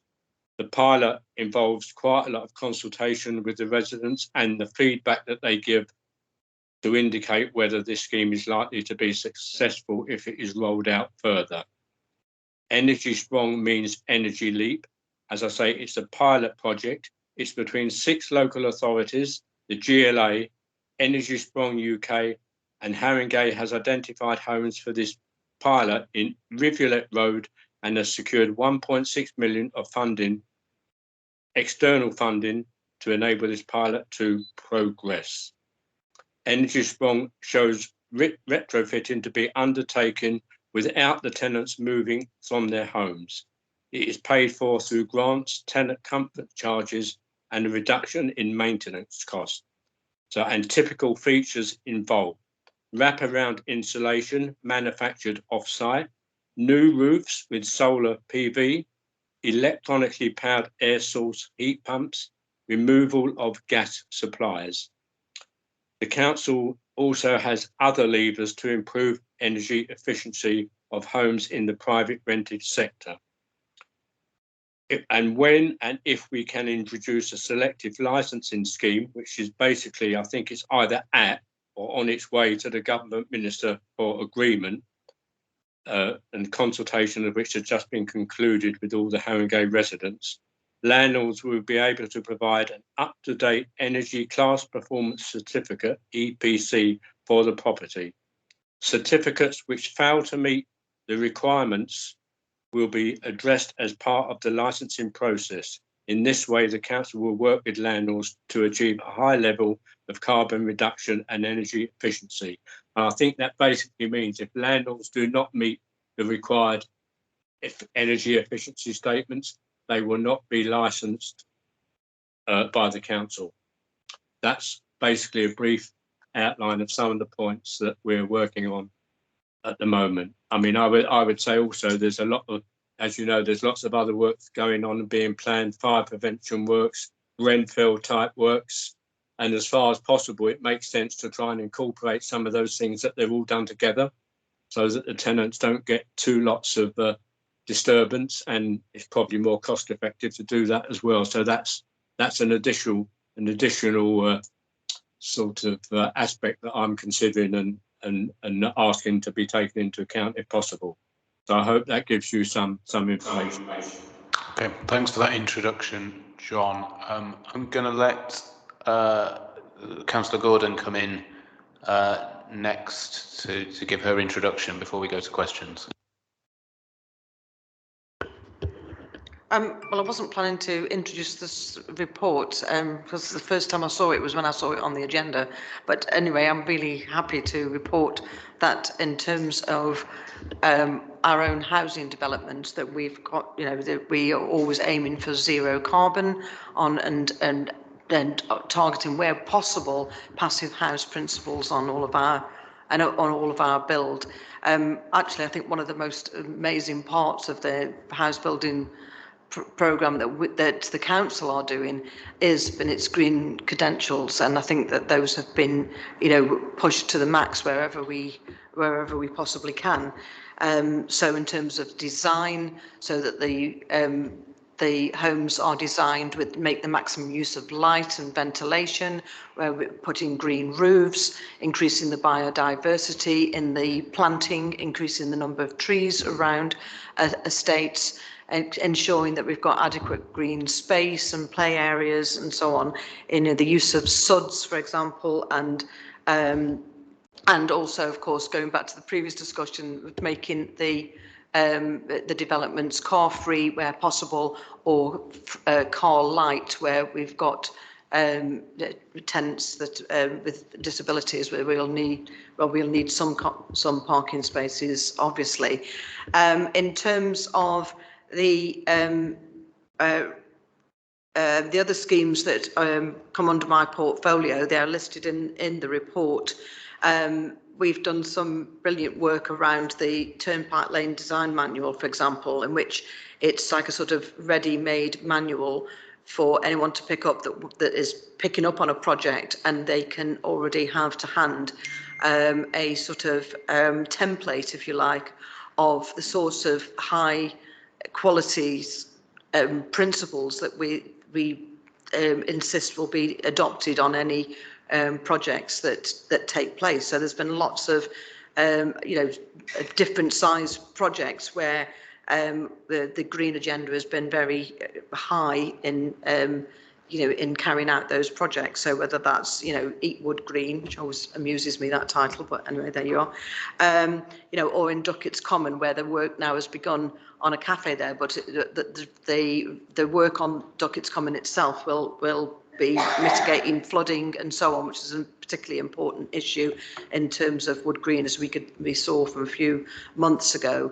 With the development that we are looking at in Gourlay Triangle, then that will be looking towards either passive house principles on the council houses that we'll be putting on that site, or BREEAM principles when it comes to the workspaces on that site. So I think that we've pushed ourselves as very well actually on this issue in all of these developments. But I'd sort of refer you to the report, really. It's all listed there in its great glory. Great, thanks for that. Okay, Councillor Hearn, you have a question or two. Yeah, okay, so what I'm going to... Sorry, there we go.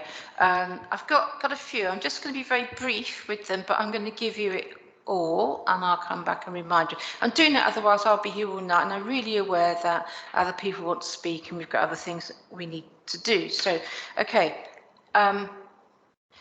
just bear with me a moment. Oh dear, so sorry about this, right. Okay, hang on. So the first area, it relates to the transport strategy, and I know this isn't in either of your portfolios, I don't think.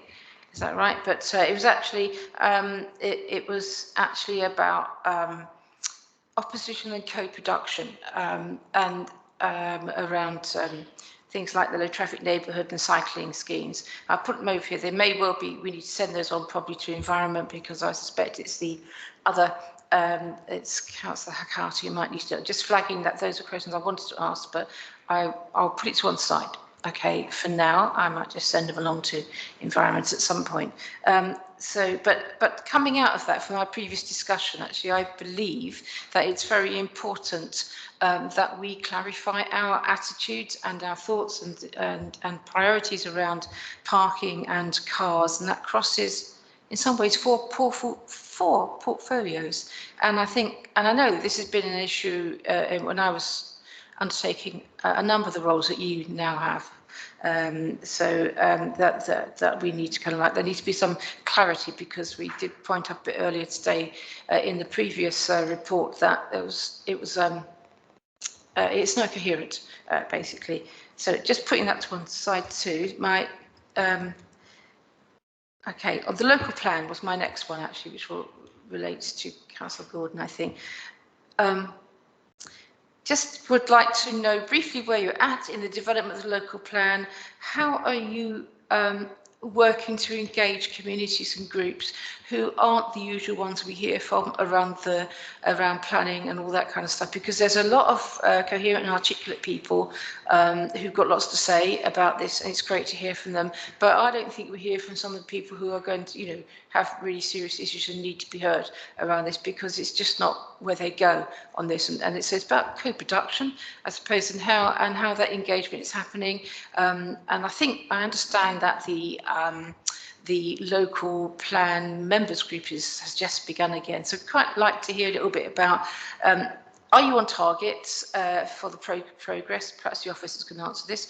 And that the issue around co-production, especially with people who are very hard to reach, who find it all a bit difficult. So there's that one. The next area I had was on housing, which John began to touch on a little bit, and I'm aware of the kind of the broad strategy, but I'd quite like to know what's the timetable on this. Energy Sprong are very intimate with that. It's kind of like I call it the concrete jumper solution, really. But for a lot of our housing stock, that's not a solution we can do. And I'm wondering where you are on the programme around what you do first, because we've got some money to do this. Well, to begin, it's a bit of a scratch, really. Unfortunately, it's going to take more than that. But it's really key that we move fast to actually make our homes climate sustainable in that way. So that's that. So, oops, just quickly. Oh. Okay, fine. Yes, so the next area is actually around climate change has wrought quite interesting weather situations recently, and for the first time in some time, sort of parts of the borough that don't normally flood have. Like Hornsey and bits of Tottenham as well. And flood relief schemes are extremely controversial, especially when they're in nature areas. And I'm wondering how progress is being made with working with communities who can be quite hostile to these things to help to go together to co-produce a solution. And I recognise the difficulty here is that we do have to deal with the Environment Agency, and they aren't under Thames Water, and neither of them are easy. My next section was actually on the economy. It was two small questions about the research on green jobs. When's that going to be ready? And how many businesses in the borough will be able to engage in the refit stuff? Because there's a lot there's a lot of business to be had from this in training people and supporting people to learn how to do refit, so they can actually work with all the privately owned homes as well, and maybe other housing associations around that. Another question that was the relationship, sorry, going back to housing, the relationship with social house landlords who aren't the council in relation to how they're going to manage all the refits as well. I mean, these are so crucial for making a big difference. Final area was around asset management. Our council buildings, which are various and challenging in lots of different ways, and I'm wondering, is there a council building refit plan? Have you worked out which one you're going to do first and next, and how is it going to be funded? So those are all my questions. I'm just tossing out that, and I'll be listening very carefully. If I don't think you've answered them all or whatever, now, I'm happy to receive information outside the meeting. We can circulate to members if some of this is a bit detailed. But I wanted this on the agenda, and it's kind of a good thing it's on the agenda today, because of what's going on in Glasgow and what is not happening, and what will and won't happen. And I think, you know, we're in a terrible state, and as a council, we really need to stand up and do something about it as far as we can. So that's it. Thanks. Okay, thanks for that, Councillor Hearn. So there are a number of questions there. I feel that the majority of them were actually for Councillor Bevan, I think. Just to check, your first question for this panel was on clarifying the kind of cabinet attitude to parking and cars. So would that be like, what discussions have there been among the different cabinet members that deal with this to kind of come up with a common approach to the issue? Is that right? Climate change covers every portfolio, and the difficulty is an overarching one. I've had the role for 3 years, and the thing I did find actually was that I had to battle quite hard to make sure that we could get equal bidding on different portfolios, really. And, you know, and it's not easy because there's so many things to do. So I quite like to know, actually, has the cabinet actually had a conversation around the kind of like the strategic nature in relation to all their portfolios of the climate change action plan, and are there sticking points? And I think there may be, for example, around parking. I think it is one that they need to come to a resolution, because I think policy-wise, we need to have a clear steer and deal with it. It is controversial. It's really difficult, some of these. Okay. Like the housing one's another one. So. Okay, so let's deal with that one first then. Can I ask both the cabinet members who are here today what conversations the cabinet has had about coming up with a common position, a way of dealing with this, given the complicated issues with, particularly with things like driving. Well, if I can come in first. So the first opportunity the cabinet will have to consider these issues in depth, there is already a meeting set. I'm not sure whether it's next week, it might be 2 or 3 weeks' time. There is already a meeting set for the cabinet to consider the progress on all these policies within the ongoing production of the local plan. So that will be the time when the cabinet actually sits down and looks at all these various issues that you've talked about. Concerning the consultation on the local plan, the consultation is still going on. I personally, myself, at the consultation meetings that were available to all councillors and at my one-to-ones with the director, expressed my concern that people who do not normally get involved in these consultations are targeted to ensure that we get some kind of balance in the people who respond. The director has assured me that that is being done and will be done, even more so as COVID allows more physical type meetings to take place, because it's felt that we were getting a better response rather than online meetings. So the director might like to come in and say several things about that, because I've had that assurance from the director myself, because I expressed that concern. Concerning the progress of the energy works, as I say, the Energy Strong thing is a trial. It's one way of doing things, but it's our first big step, really. And concerning energy works, it would be really silly for every council to have lots of different projects all trying to do the same thing. So the 33 councils in London, I think that includes the city, are working with London councils to try and come up with some kind of plan and policy that will produce a constant work stream over 10 years throughout London, so that all the contractors will be ensured that they have a work available for a long term to make it worthwhile for them to invest and take part in these works for the future. Now, you cannot do that if the funding comes in dribs and drabs.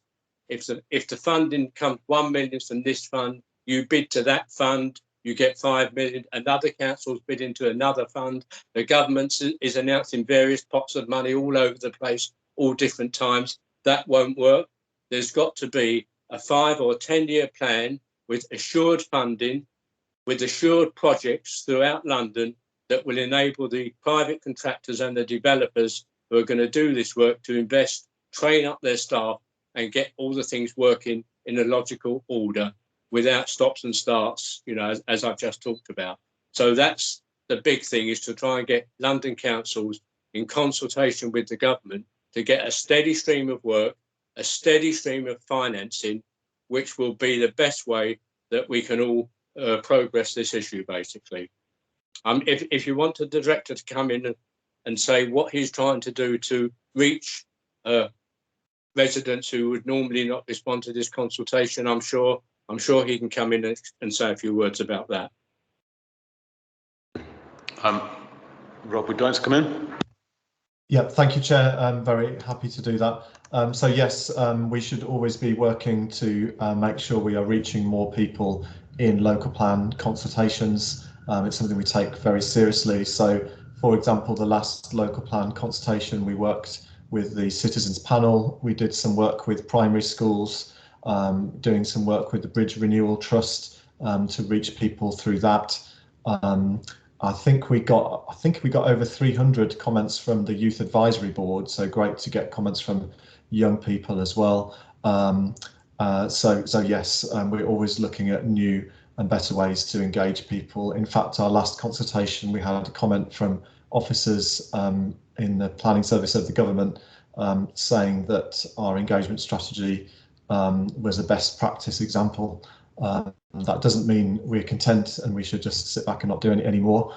We should always do more, but we think we are doing a really good job at pushing the boundaries on reaching more people in planning policy consultations. Thank you.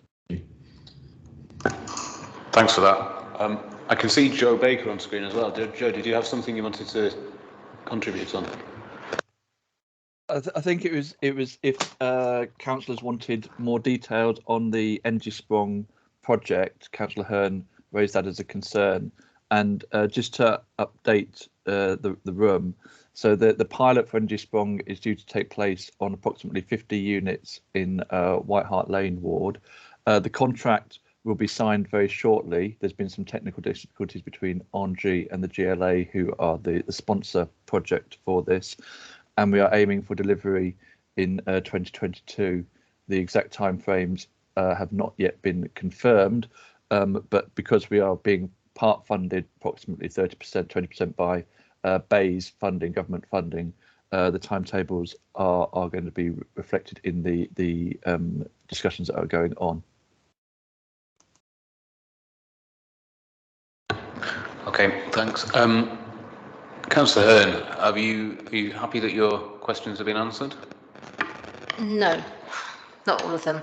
Okay, so the areas I've not heard about, they're the small ones about the research into the green, and the other one about the new small businesses and refitting.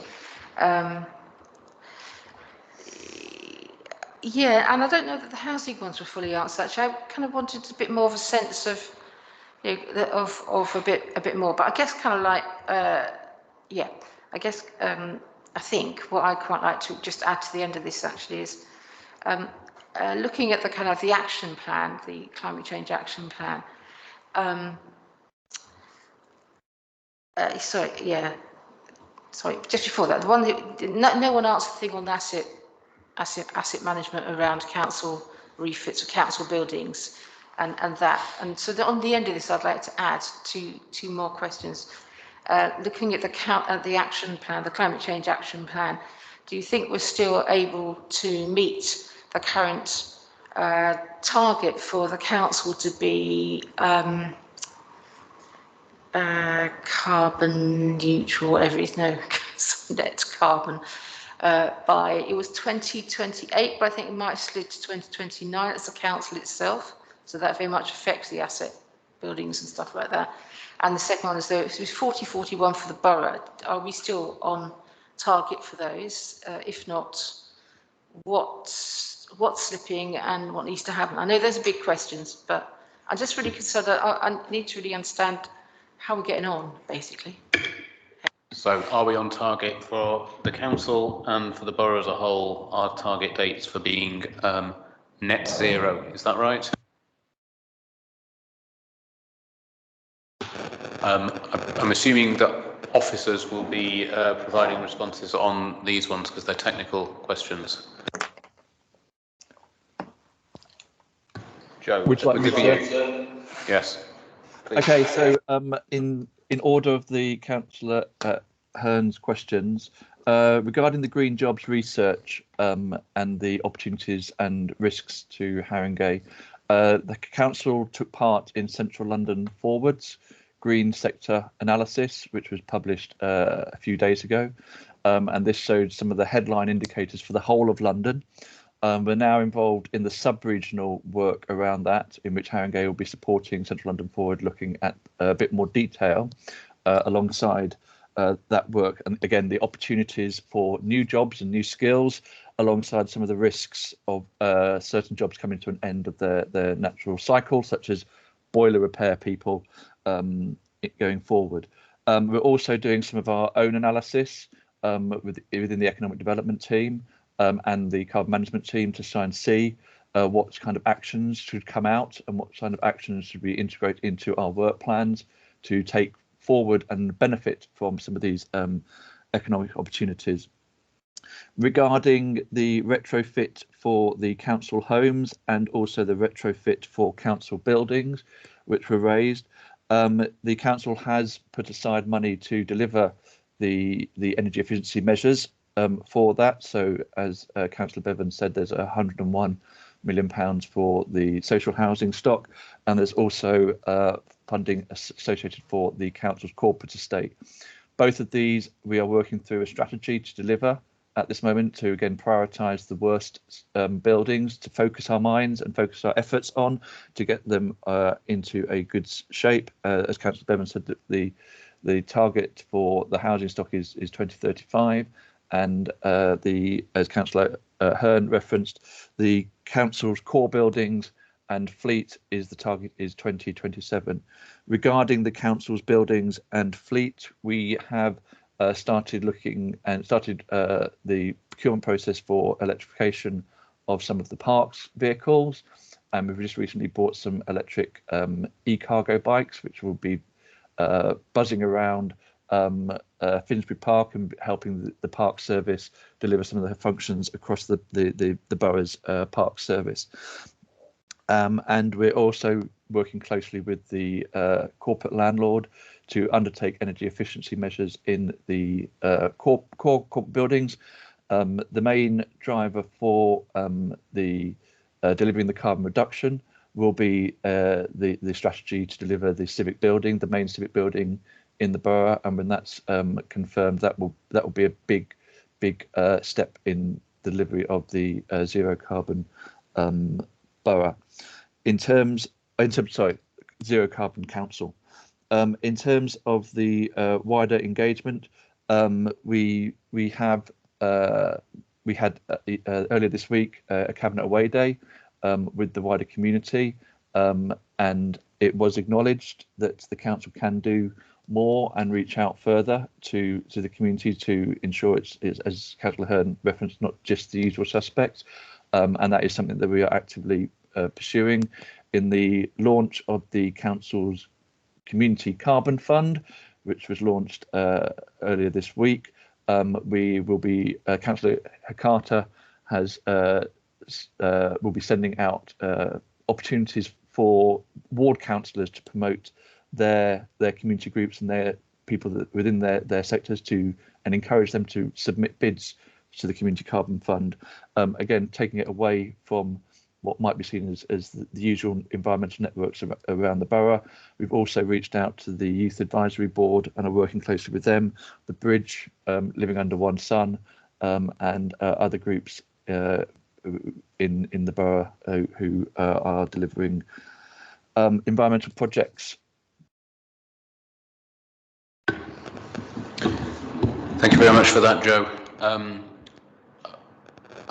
Okay, Councillor Gordon, you had something to respond to one of the questions. Well, just to say that I've already started having some discussions about the question of jobs and how we can be encouraging investment into the green industries and providing space in the borough for those companies that are looking to be developing green industries or needing space, and hoping to encourage them into our borough. But also to add that at the away day that we had, which was on the sort of first day of COP26, so that was a sort of cabinet in the community type meeting where we invited different groups, so as includes the Rivers Forum, and it included the Climate Forum and a number of other groups. But one of the issues so there was several ideas that came out of that will be picked up and followed up and so on. But one of the sort of obvious things was that actually it was quite an old gathering of people, and that we, one of the obvious things is about how you reach out to young people, which is, is a topic that has been driven, as we've seen from Greta Thunberg, by young people's concerns, and so that's something that we want to be developing as quickly as possible, in terms of the cabinet engagement. Okay, thank you very much for that. Councillor Hearn, you want to come back? I do have a question myself, but if you want to come back on those questions. Thanks for that. I think it'd be really good to engage further with XR, because they are full of young people and they're quite active locally. And I met with them when I was in the cabinet, and they're very helpful, although quite interesting as well. And the last thing to say is I'm very conscious I have asked a lot of questions, and what I will do, Philip, is I will send them to you to aid your minute taking. Okay, and you can maybe circulate that to the cabinet and cabinet members and officers as well for any further updates as we go on. Thanks. Now I'm going to shut up. Great, thanks for that. My question was on the private property licensing part of it, because I note that when we look at the figures of where our carbon emissions come from, it says that over 50% of the borough's carbon emissions come from the borough's housing stock. Only 7% of the borough's emissions come from the council housing stock. So the remainder of over 50%, which must be somewhere in the 40s, somewhere in the mid-40s, I assume, comes from the owner-occupied sector and the private rental sector. I would assume that the private rental sector makes up the larger part of that, because my experience living in private rented accommodation in Haringey for the last 20 years, it's the poorer insulated type of properties. People are maybe less, I would imagine that the emissions are higher from there. So I suppose my question is, what we're doing is we're asking landlords to provide an up-to-date energy performance certificate. My question is that enough? And is that energy performance certificate, which shows that the housing meets the statutory requirement, is that in line with net zero borough? I.e., does that make that home net zero? And if not, what else can we do in order to help not only bring down the emissions in the borough, which presumably this private rental sector is the largest part of those emissions, but also help out our residents who live in those private rented houses to live in warmer, less drafty conditions. So what thinking has there been, particularly from the cabinet member, on how to bring about net zero in the private rented sector in the borough and help out our residents? Over a third of our residents live in the PRS. So, John, I'll go to you first.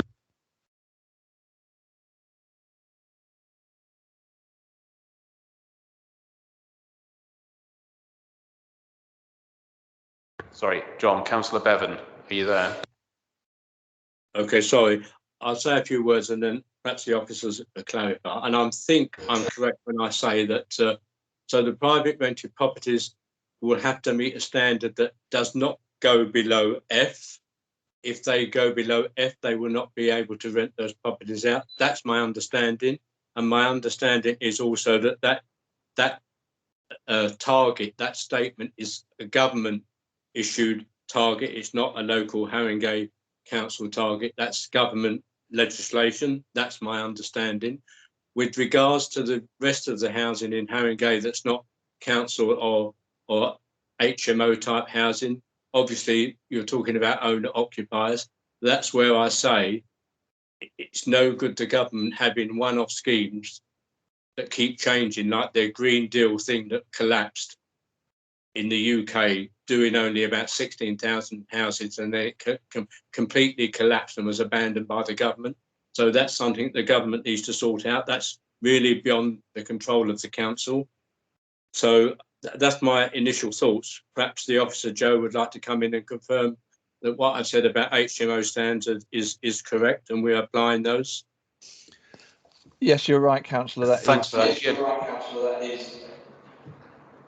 Sorry, apologies, Joe, go ahead. I just wanted to clarify that my kind of technical question to you is this what we're asking, is that in line with net zero for that housing? And if not, how can we achieve a net zero borough without making the private rental sector net zero?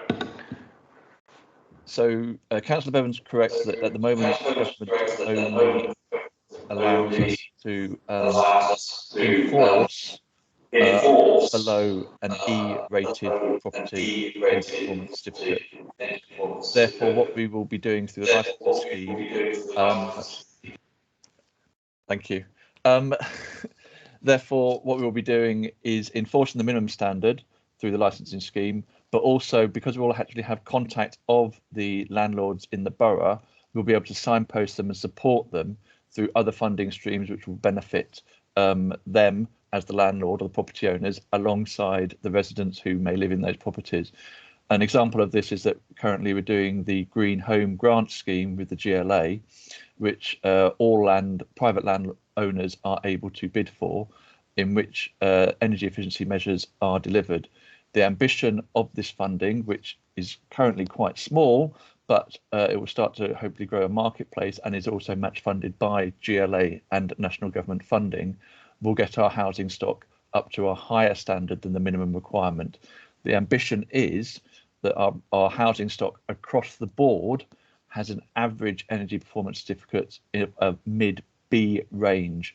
That will mean that lots of the poorer performing built houses in the borough will need to step up their game, but some of the new houses that are being built will come out as an A already, so there will hopefully be a kind of a levelling across the portfolios of that.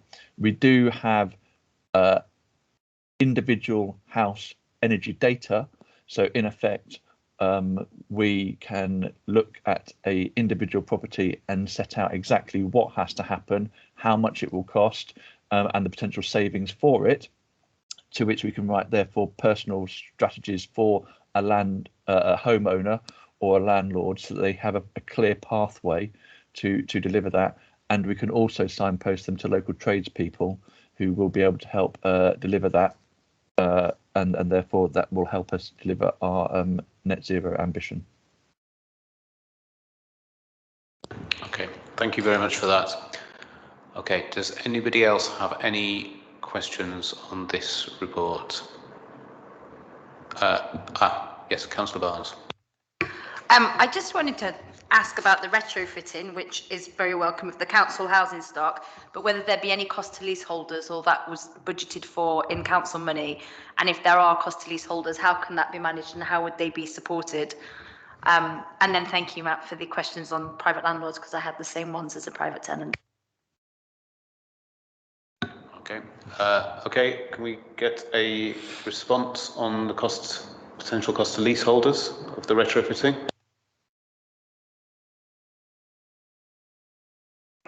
Well, that cost will obviously vary depending on the property and the type of scheme. So that's basically the only thing I can actually say at the moment. Yeah. Okay. Sorry, Councillor Barnes, you wanted to come back on that? Yeah, could we get some more clarity on that? Because obviously some standalone properties, the leaseholder is essentially owner and therefore responsible, but in some of the blocks and the larger blocks particularly, that might be a little bit more complicated. And whether or not there are grants available or whether the council covers it will be quite important to those residents.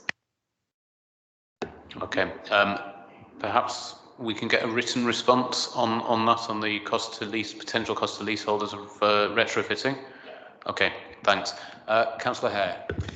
It's just the planning question about, and it doesn't matter whether it's a conservation area or just ordinary a non-conservation area, but where there's going to be, if we're wrapping properties as the best route to achieve, for existing housing, the best route to achieve energy efficiency, you could find that you have one or two properties that are being wrapped, then a little group of properties that are unwrapped, and that surely is going to raise potential questions about appearance, and certainly in a conservation area would raise some planning questions for consistency and retention of the original appearance of properties where wrapping is deemed to be the best method. And I just wonder whether we're starting to think about that or whether it has already been thought about. Okay, who's going to respond on that? I'm happy to come in on that. Thanks, Rob. Planning policy does support retrofitting and improving energy performance and reducing carbon. But as you've spotted, planning policy also supports conservation areas and supporting heritage. So as with anything in planning, it is a balance between the two. And that's why it's useful to have pilots emerging to sort of test what that balance could be. So we're starting off pilots outside of conservation areas, but some of the principles from that can be used and lessons learned to start to apply to more tricky sites and more difficult sites where there might be a more sensitive environment. So it's important that we start piloting this and testing this out to see what can be done in those more sensitive areas. But certainly by no means does a conservation area mean you can't do anything at all in terms of energy. There's always something that is possible subject to good design. Okay, thanks for that. Okay, no more questions on this item, I think, so we can move on. Okay, so the last substantive item on the agenda is on the Love Lane ballot. There's a short update. I think we'll all have read it. I don't think we need an introduction on this. So I guess we can just throw it open to questions on this. Does anyone have any questions on this item? Okay, Councillor Hare, you go first. Yeah, I just wondered, I don't know whether any officer or anyone is able to give me the answer, but I would quite like to see the actual ballots, whether I see them in digital form, just scanned, or whether I can arrange to see the actual papers, if they can be forwarded from the ballot manager. And this is a curiosity that's been raised with me by several people. what happens to ballots where where they've been scribbled on? So they might be scribbled on, this is rubbish, and I don't know whether that would be regarded as a spoiled ballot or whether that would be regarded as no. And so it's that curiosity that I have as a result of being asked the question. And I know that, was it Capita retained or has the ballots? But I wonder... Civica, beg your pardon, not Capita. But I just wonder whether anyone can tell me if it'll be possible for me to request to see, say, scans of the ballots. Just for clarity, you're asking for scans of what the ballot paper looked like when it's sent to people for completion. You're not looking for the completed ballots, are you? Well, it was no, I know what the ballot looked like, but it's what happened when they came back. In other words, you know, it's not a vast number, and I'm sure a way could be done to just let me see the actual ballots, because a spoiled ballot might actually have been a very clear yes or no, and the vote, I know there was about, what, a dozen votes in the process, but it would be interesting to know whether people were expressing opinions very strongly, but not in an official way, i.e. with a tick or a cross. Okay, Councillor Ibrahim. So Chair, I think that's a ballot scrutiny question, and it's not, we're not here to scrutinise Civica, because obviously they've got their processes. If somebody's scribbled on it, obviously when there are elections, we stand over them and watch and say, oh, you know, that's a clear indication of preference. Generally, a scribbled ballot is a spoiled ballot. I think the questions here are more to do with the way in which there are allegations, and let's be clear here, there are allegations that kind of the council became too involved in the handling of the ballots, etc., etc. I think a question about what the ballot papers look like is more to do with Civica as an organisation and how they scrutinise their ballots, and I don't necessarily think that is the question at hand here.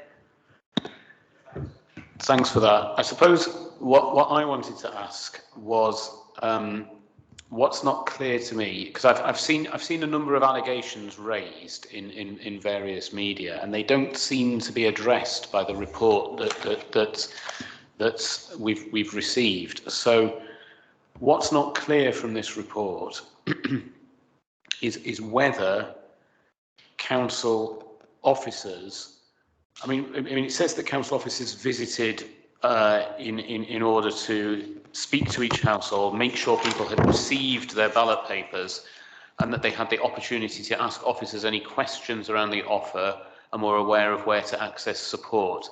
But the allegation was that these officers, or maybe in these visits or in separate visits, were collecting ballots on the doorstep. Now, the question that's not answered in this report that we've received is, first of all, whether officers did collect ballots or not. Is that something that the council is saying happened or didn't happen? Because the allegations are that it did. Then, separately to that, community organisations have apparently, so they say, received a letter from Civica stating that Civica advised the council not to collect ballots on the doorstep. So the question I think I have is, did Civica write to the council and provide this advice, and was this advice followed? These are important questions. These are the allegations that have been made, and these haven't been addressed in this report. So I don't know, Councillor Gordon, would you like to respond? Yeah, well, I'll make a brief response and then ask the officers to come in with some of the detail. There was all of the questions that are about the process really should be addressed to Civica. I agree with Councillor Ibrahim in that it is Civica's process, and if that is under question, then that's, you know, it's up to them to answer. They have said that this was a process that stands up, and I haven't seen any evidence to show anything different than that. There was a whole number of allegations about people knocking on the estate and so on.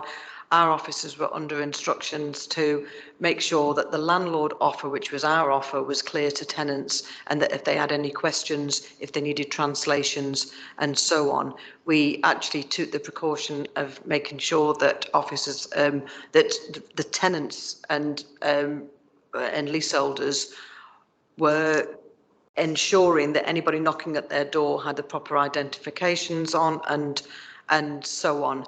I'll ask the officer to come back about the response when we did speak to Civica, is my understanding, but I'll ask the officer to come back about the specific response that Civica gave us and what it was related to. But just to be clear, though, the questions that I've asked weren't about Civica employees on people's doorsteps. They were about council officers. That's my understanding as what the allegations are. So it's not about scrutinising what Civica did. It's about I was responding to Councillor Hare's initial response, but as far as I'm concerned, our officers acted in the manner that we'd asked them to be acting, and I've got no evidence to say that they did anything that I would consider to invalidate this ballot. And my understanding is that Civica doesn't think that anything the officers did would have invalidated the ballot. So there's absolutely no evidence to show that. If somebody wants to present some evidence, then please, you know, forward it to me. Okay, I will go to officers for further response, but I'm going to take questions from panel members first. So Councillor Ibrahim first, please. So I don't think, I think we need to be very, very specific with the questions that we're asking. And I think the chair has been very, very specific here. Look, ultimately, council staff knocking on doors, encouraging people to vote. There's nothing wrong with that. You know, we do that during, you know, it's part of it's part of a vote. It's you know, referendum, a plebiscite, whatever you want to call it. Part of that is you campaign for the side of the vote that you wish to win. So the council officers or, you know, cabinet members or whoever going out and knocking on doors, encouraging people to vote, because like we put in writing that we support this scheme or not. That's different, okay? And as councillors, as experienced electioneerers, what we absolutely know, however, is that when there is a postal ballot forms, and we're all experienced in campaigning for people to return their postal ballots, we do not handle those ballot papers. We do not help people complete those ballot papers. We do not take the ballot papers away with us. And that is the question. It's not whether council officers did their job in knocking on doors and encouraging people to participate in the vote and promoting a yes vote. There is no question about that, because there would be campaigners who were knocking on people's doors and encouraging a no vote and telling people why they should vote no, and we would be telling people why they should vote yes. But under no circumstances should there be any handling of ballot papers or assistance in completing ballot papers. That is the question. If the answer to that is we don't have a clear answer, then there is a problem. We're not saying, or the question might not be that it potentially invalidates the ballot, but it calls into question our role in securing that yes vote. That is the question at hand, and it undermines all of the work that has been done over the years around that. So we would like a clear answer. Were there any circumstances in which ballots were handled by council officers, whether it's taken away, whether it's assistance in completing the forms? Because if that happens, it would be wrong on both sides, but particularly an issue for the council when we are the people who've commissioned the ballot. Okay, thanks for that, Councillor Ibrahim. Councillor Tucker, you wanted to come in, and then I'll go to Peter O'Brien for a response. Yeah, and just in terms of the advice from Civica, I mean, I was just checking, but a quote from a communication by Civica, it is being published, very clearly advising the council that it shouldn't be doing this, so shouldn't be involved in doorstep ballot collection. So that is very, very clear. Okay, thanks. Peter. And the categoric answer and simple answer to Councillor Ibrahim's direct question is no, it didn't happen. A slightly more elaborated answer is a couple of key points I want to make. Throughout this, it perhaps goes without saying, but it is worth me saying given the context of all of the commentary around this. The Council has followed Civica's advice to the letter at each and every stage throughout this process. There was no process of systematic vote collecting, absolutely no situations where council officers touch ballots, sat and watched people filling in their ballot forms, stuffed envelopes, or any of the other various different suggestions that have been made at various different points. None of that happened, quite simply. I'll give you an example of some of the things that were done. Civica themselves, as an independent body, made themselves available through a kind of almost like a mobile ballot box to try and help residents to vote, and a range of other tools were available to residents to vote in a variety of different ways. The civic advice, to be clear around the point around sealed ballots, was that the council should only as a last resort accept sealed ballots from residents and use their judgment in those circumstances in relation to that. To be absolutely clear, the number of instances where officers posted sealed ballots, and it's so important to stress that what we're talking about is a ballot that has been put in an envelope sealed without an officer being present for that vote or any parts of it. The total number of times where that happened was 4, and the circumstances around that were people with severe mobility issues.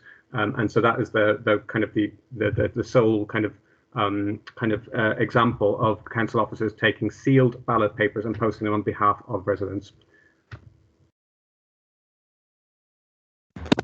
Yes, Councillor. I think that's the issue, Peter and Councillor Gordon, is that so when we deal with postal votes, you cannot take a sealed ballot either, and I think we need clarity on that, because I think that's where this issue is about. I don't think anyone is suggesting that ballots were collected that were not sealed. I think the questions that have arisen is around the collection of sealed ballots, and obviously that, in my view, is problematic, because under normal election rules, you cannot do that.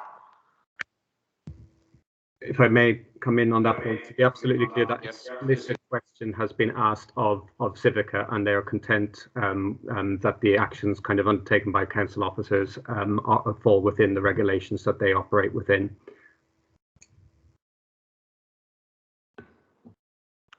Okay.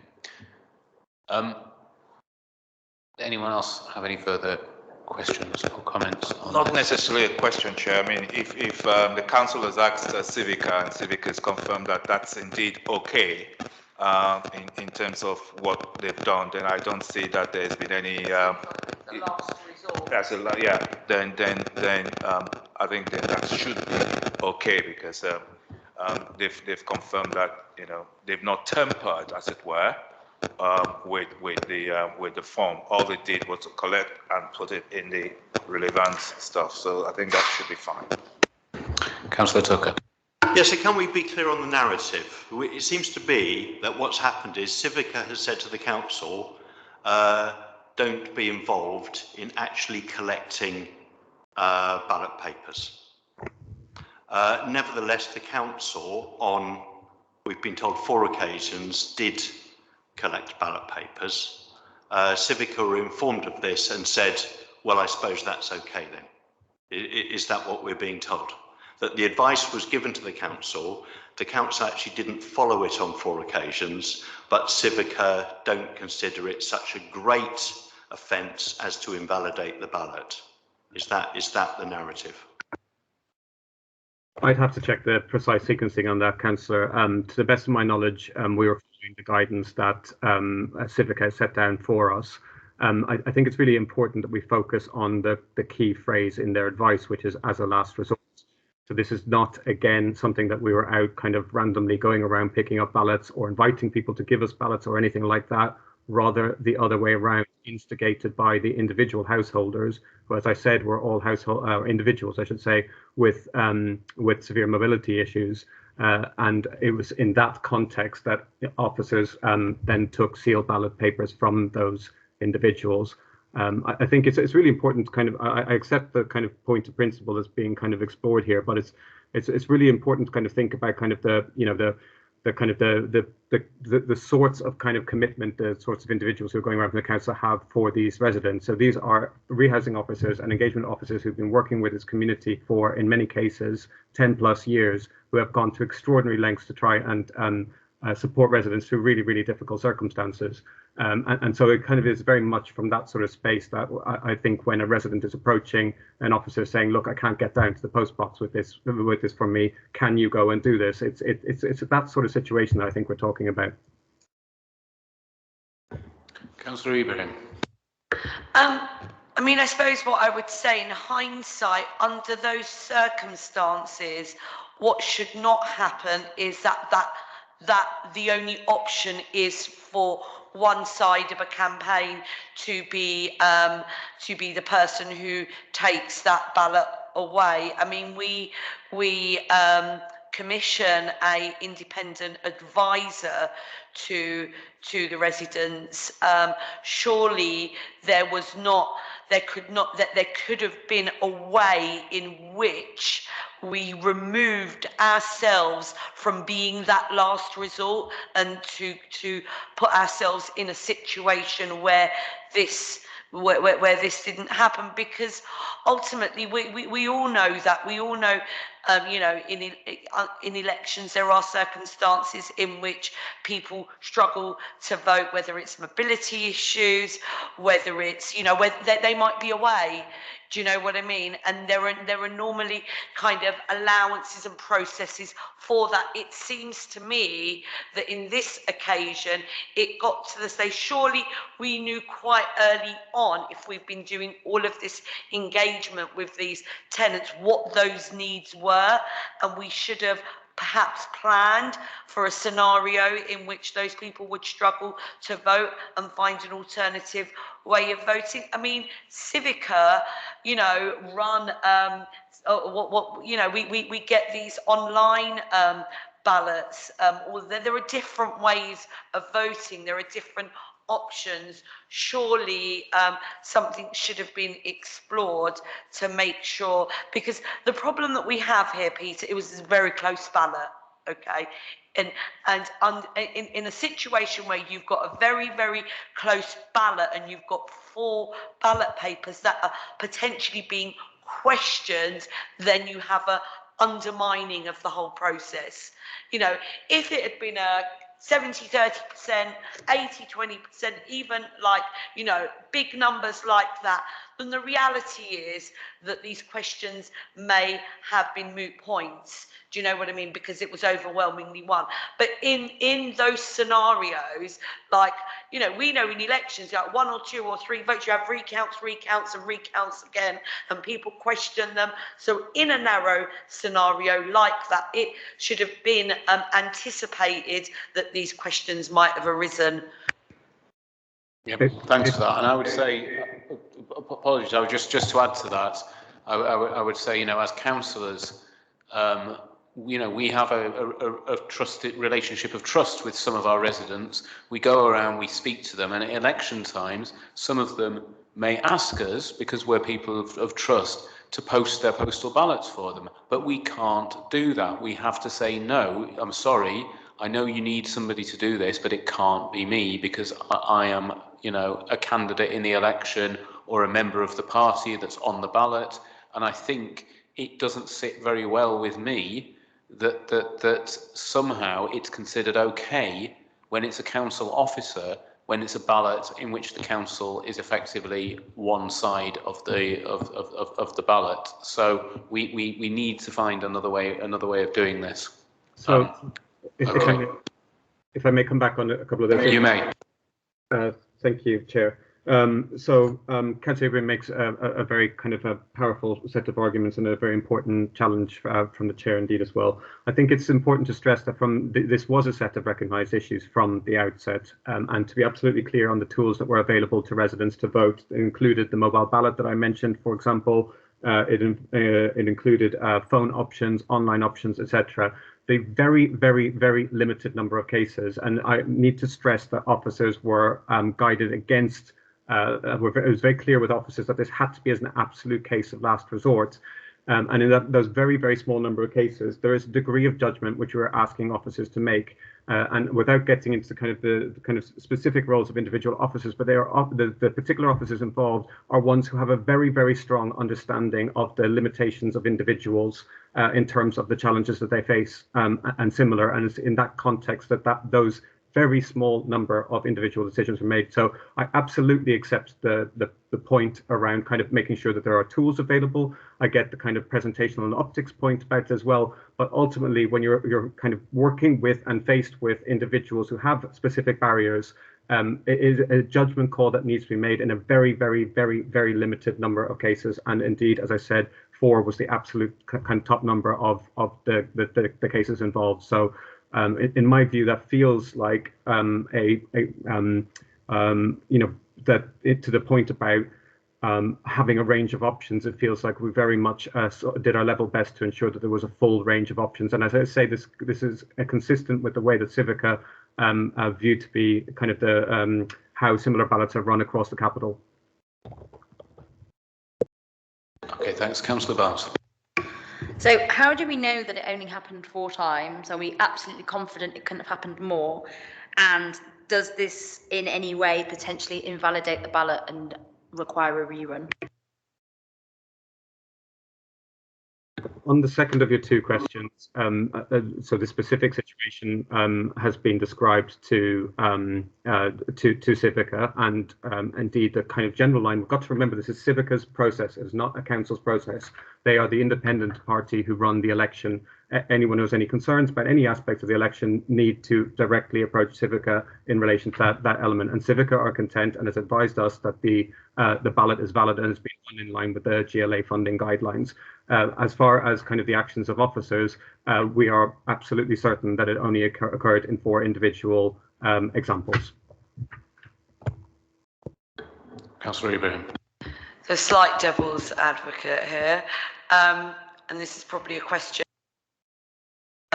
Cabinet member, considering all of these questions and the closeness of the ballot and the need to provide some level of reassurance, would the cabinet member consider rerunning the ballot? I don't know. I'm not considering rerunning the ballot because, Peter's explained what happened. I think maybe describe it as a mistake being made by an officer, and that wasn't part of the protocol. The council then approached Civica and asked whether that would have invalidated the ballot. They advised us that that wouldn't be the case, and therefore I don't see any reason to be overturning a ballot that has already taken place. So I'm not reconsidering running that ballot. I think that would be a mistake. Councillor Hare. Despite Councillor Ibrahim not wanting me to see the ballots, I wonder whether I can at this meeting ask the Cabinet Member and/or the officer, Peter O'Brien, to just assure me that my request to see the ballots by some means, whether it's physically or a scan of a table load of them, can be enacted so that I can see them. Councillor. It's my question. You made a point about. Right, so a remark was made that I do not want Councillor Hare to see the ballot. My actual challenge was whether that was the question at hand, not whether I want, if Councillor Hare wants to spend the afternoon looking at hundreds of ballots, that's his decision, but it's whether it answers any kind of questions of what we're asking here and what the issues are at hand. So I do take exception to the remark that I did not want Councillor Hare to see the ballots. It makes no difference to me whatsoever, but it doesn't actually answer our questions, whether he spends the afternoon looking at ballots or not. Thanks. Okay. Okay, I saw Councillor Adjei first, and then Councillor Tucker. I asked for a commitment from the Cabinet Member and the officer that they will facilitate that or support my request to whether Okay, is that something that can... Chair, sorry, just before that, because my point is in line with that. Yes, I kind of thought it would be. Yes, because, I mean, officers are being accused of having collected something that they may have done something inappropriate. Now, under GDPR, these are confidential stuff. Now, and yet, Councillor Hare is saying that he wants to see private ballot papers that have been issued to individuals. So is it talking about specimen, or is it talking about having sight of papers that have been issued to residents? So I don't know what the ballot papers look like, and if they provide personal information on them, then obviously that is a GDPR issue. Perhaps what we need to do now is go to officers to find out whether this is a feasible request, what the problems with it are, whether it risks breaking the law in terms of GDPR or breaching personal confidentiality about the way individuals have voted, etc. Peter, could you respond on that, please? I'll do my best, Chair. I mean, I think the best that we can do is take the question back to Civica. They are the people who run the election. It's their rules and processes that we need to engage with. I'm not, to the best of my knowledge, the way the ballot paper is constructed is it's got a unique identifier on it. So it may not link and may not be readily identifiable as an individual. But I'm afraid I simply don't know the answer as to whether or not this is something that Civica would be willing to release or not. So the best we can do is take the question away. Okay, can that happen then, please, and provide a response first of all on those issues to Councillor Hare and.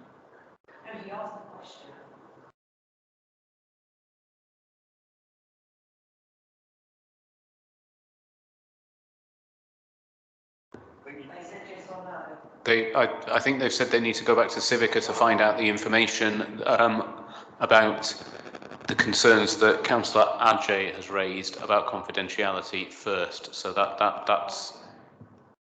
Chair, clearly in most of this stuff there's a unique identifier. If Civica is saying that they'll cross that out and then provide it's still a specimen, then that's fine. But through a unique identifier, you can identify the individual. So obviously, the point that the officers made is the right one. Go back to Civica, and if Civica is saying that yes, they could facilitate, then fine. Okay, thank you, Councillor Tucker. Yeah, I want to try and clarify something that I think is quite important, because I think we're getting an unclear message from between the Cabinet Member and the staff member here. Was the collection of these ballot papers okay, given that it was a last resort and there were people who were trusted by the tenants? Or was it something that was a mistake and shouldn't have happened, but didn't invalidate it? And in doing so, I just want to read the words from Civica, and this is part of a letter that Civica wrote to Defend Council Housing, who are inquiring about this. The council sought our guidance and advice in relation to the doorstep collection of ballot papers by their officers or representatives. We advised in writing against this practice, noting that they should encourage or promote the use of the alternative voting channels, telephone or online, if accessing a postbox was an issue. So Civica didn't say, well, it's okay as a last resort as long as they, know the tenant very well. Civica advised against the practice and suggested different alternatives. Collecting the ballot paper wasn't part of the alternatives that they suggested.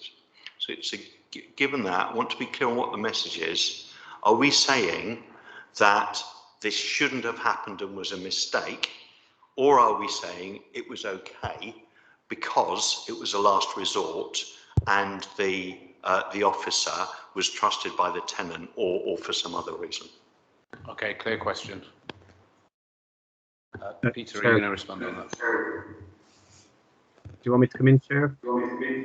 Yes, please, Peter, if that's okay. So, sorry if I'm not coming through. No, it's okay. I'm just getting some. Sorry, Peter. I think it's because I'm turning to look at you on the screen and not speaking into the microphone. Yes, please, if you could respond. Okay. Okay. Yes, that's working now. Yeah. So to be absolutely clear, so the text that Councillor Tucker called out was in relation to a response to a question from Defend Council Housing and a response provided by Civica. And to be absolutely clear on the point raised within that, which is that we should be prioritising other means. We absolutely did prioritise other means. I'm happy to read into the record the precise text that we received from Civica directly into the council, which was that our advice to the council is only to accept a sealed ballot envelope as a last resort. Council officers should not encourage or volunteer to provide this service. It should only be in cases where the resident insists. We're sensitive to the needs of vulnerable residents and recommend where possible that they be encouraged to use the online or telephone voting options. So to be absolutely clear, we were not going around collecting envelopes or ballots or anything like that. We were encouraging people to use the primary channels that is consistent in all of the communication that we put out.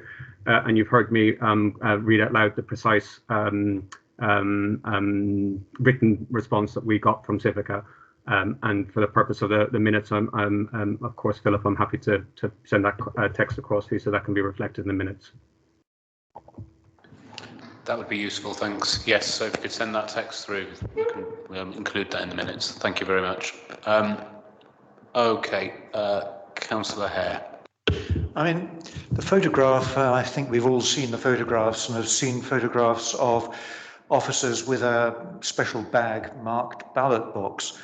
And it does suggest that this was very much premeditated and that trouble was gone to prepare this ballot box, which was actually, I think, a cloth bag, and that someone who might not be fully aware of how ballots are normally run, or that was not normal practice, could well have been quite sort of confused or led astray, if you like, by that quite organised process of setting up a sort of mobile ballot box. And I understand what you're saying, that it was only in 4 cases, but it was quite a premeditated method of collecting those ballots. Sorry, Councillor Ibrahim, did you have a point? I'm slightly flabbergasted. That's a question. I suppose I'm asking for a comment from where the officer. Where have you seen this photograph? It was widely circulated on social media. That's and how it was a photo. Well, I've seen a photograph of somebody with a ballot box, but I wasn't sure if that was an actual photograph of council officers or if it was just a mocked-up photograph for the purposes of the article.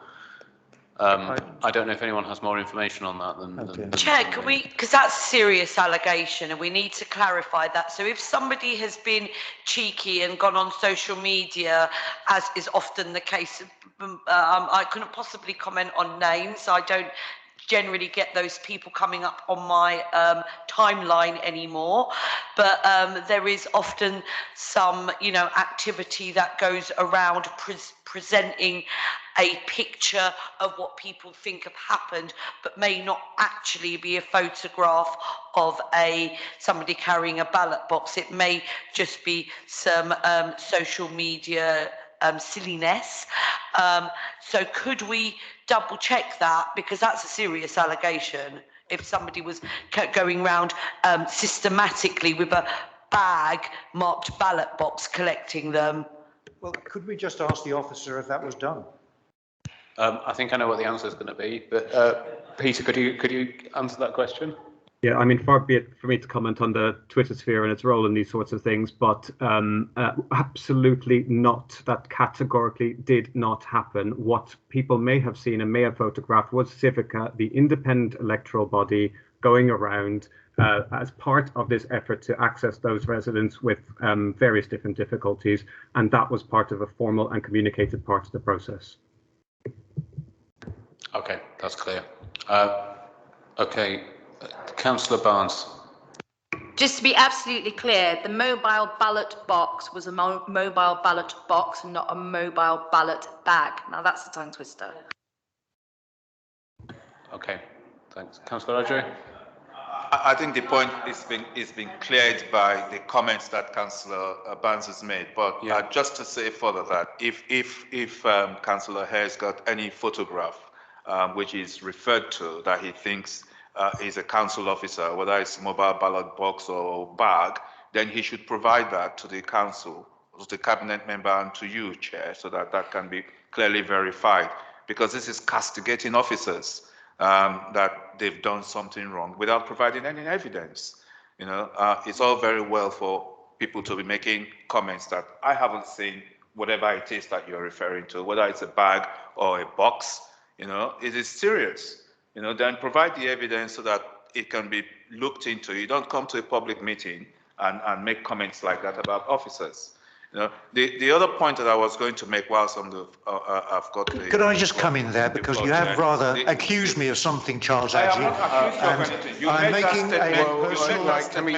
I'm making a personal response to that accusation. Okay, I'm sorry, we can't have people talking over each other. And I will talk over you, because that was something that needs picking up. I'm sorry. Let me just bring the meeting to order. Okay. I haven't actually finished. He interjected. I did interject because you named me, and I'm responding to that naming, if I may. And I have seen that photograph. I don't make it up, and I will look it out and provide it to officers, to everyone here. If you could provide that photograph, then that would be helpful. But Chair, the proper process is to go through you. When Councillor Hare, and I'm naming you again, when you named Councillor Ibrahim, she went through the chair, and through proper protocol, you should do that next time.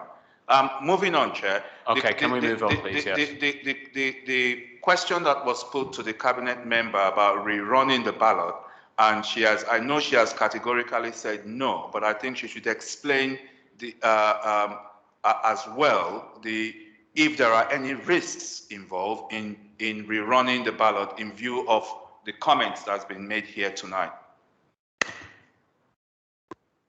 Would you like to respond, Councillor Gordon? I can only reiterate that I've seen no evidence whatsoever that would make me take a position of thinking that this ballot should be rerun. And the advice that we've had from Civica is that anything that was done, you know, in exceptional circumstances because of mobility issues does not invalidate the ballot. So I don't see any reason for rerunning the ballot. You know, if people have got evidence, they would need to send it in, but I haven't seen any evidence. Okay, I think we need to bring this discussion to a close now. Sorry, Chair, could I just get an answer to whether there was a bag or a box, so we're all clear when the photograph is given, whether that is a legitimate item to collect the ballots in? Okay, Peter, do you know the answer to that? It's Civica's box, I think, but I'd have to check on the details of that. We didn't. That's not part of our process, and I've personally not seen the photograph. So we'll check as to what it is that Civica bring around. My assumption is it's a box, but we'll check. Okay, thank you very much. Councillor Ibrahim. So any box would have been with Civica staff, not council staff. Thank you. Okay. Okay. I kind of feel like this shouldn't really happen. We shouldn't. It would be illegal in a normal election, in a national election. Why it's permitted in this election, I'm not sure. So I would like to recommend that this doesn't happen again, even if it's considered that it is within the rules. I think rather than as a last resort, council officers in ballots of this type collecting ballots, that they don't do it, and that they find other methods for people who might struggle to cast their ballots. Okay. Councillor Ibrahim, you wanted to add something? I'd like to make a recommendation as well. What's your recommendation? That we recommend that the council considers rerunning the ballot.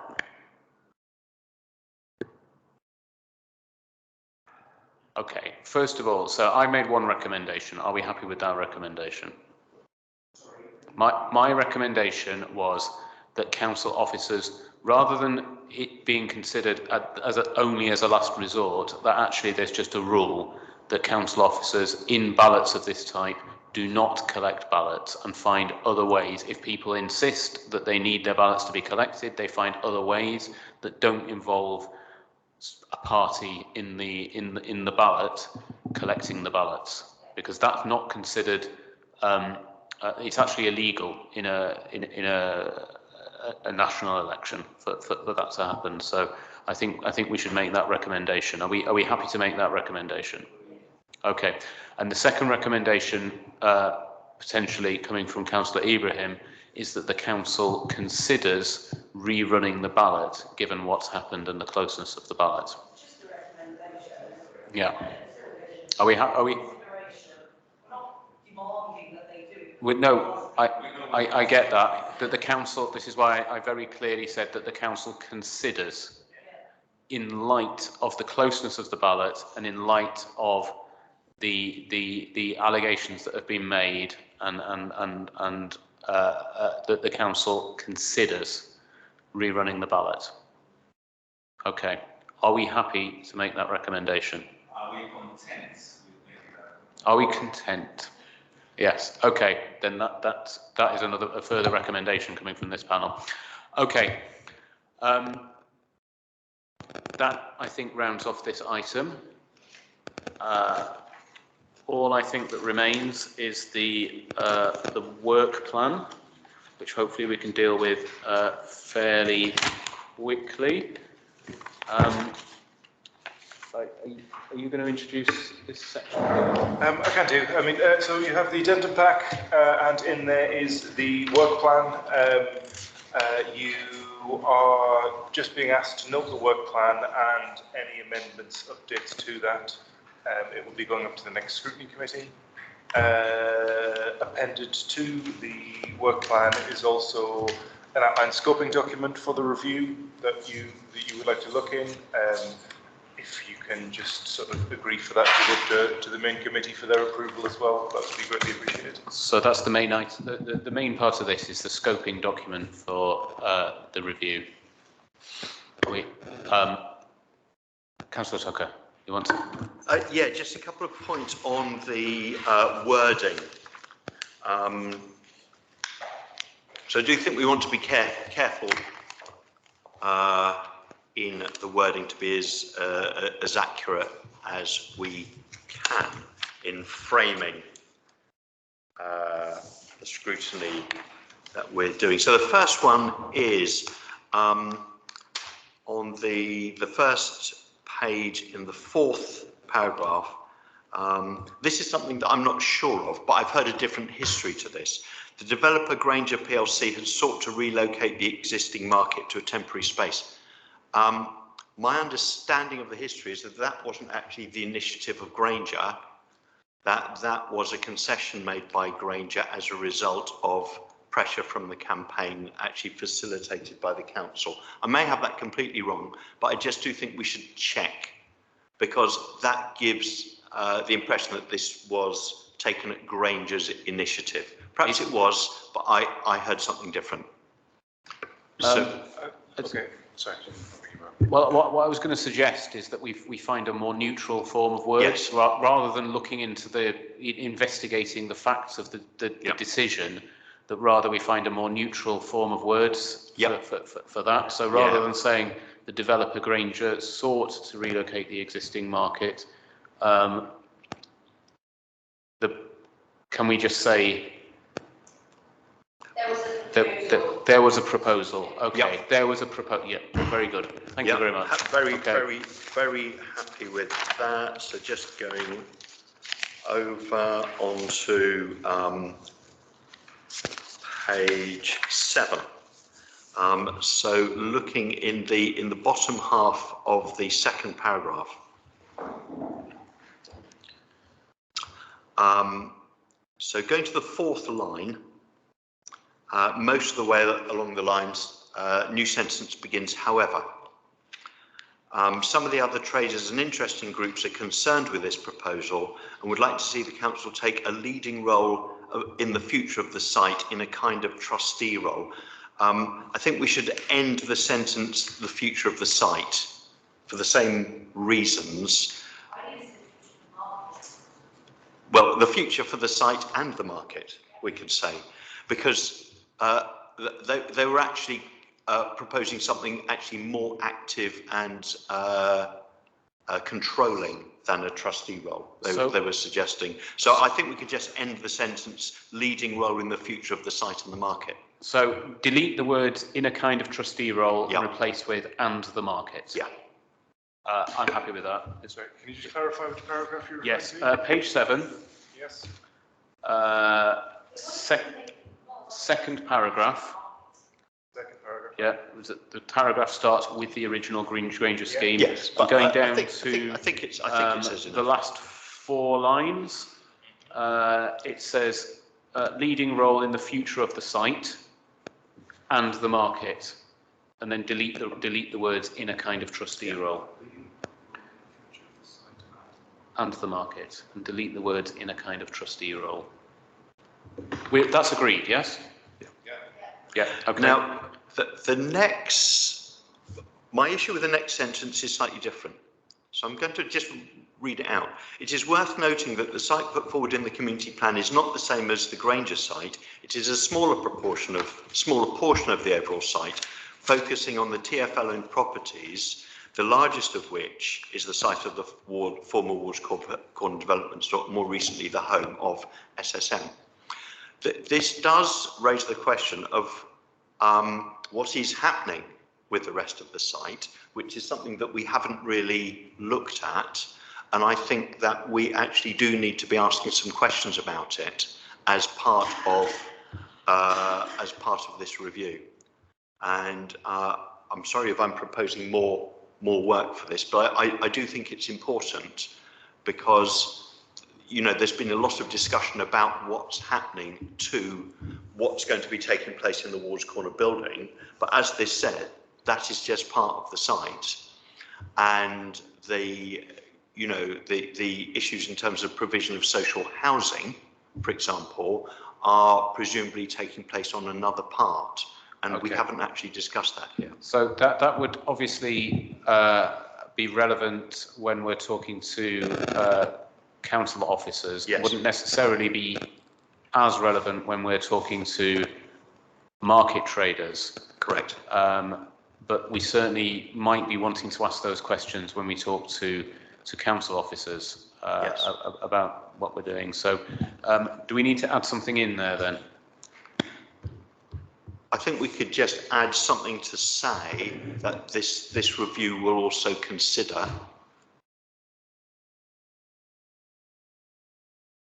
I think, sorry, I also think we have to be really specific about what it is that we're looking to do here, given the time constraints. Yeah. And that we need to write a report by January, and that, factoring in all of the evidence. My understanding, perhaps if this was incorrect, was that you wanted to focus on the market site and what was happening there.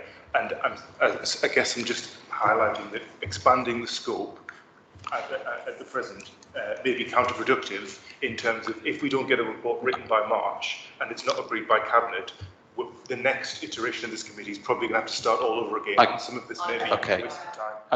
I can see Councillor Andrew's got his hands up. Can I suggest that potentially we leave it as it is, but that doesn't preclude members of the panel from asking those questions when it's appropriate, because it might be that the future of the market is part of a wider scheme when we're talking to council officers. Happy to accept that, Chair. Is that okay? Okay, Councillor Ajay. I think that's the point, because this is specific to the market. The wider issues about what happens with the other bits of it in terms of the housing is a separate matter entirely. So if we focus on the market, then the point that you made, Chair, we can pick that offline with the officers. Okay, thanks. Is there anything else on this? Okay, so we agree this with those three, I think, amendments. Yeah, and we can dispense with the item. There are no new items of urgent business. Our next meeting is on the 9th of December, which is on the budget. So I can declare the meeting closed. Thank you very much, everybody, this evening. Really quickly, can I just put forward the 2nd of December as a budget briefing? Could you check your diaries and let me know there aren't any meetings? Yeah, so there's only a 2 or 3 day window to do it in between when the Cabinet papers are published and the other scrutiny panels having theirs. So if you could just let me know. Yeah, it's a Thursday, I believe.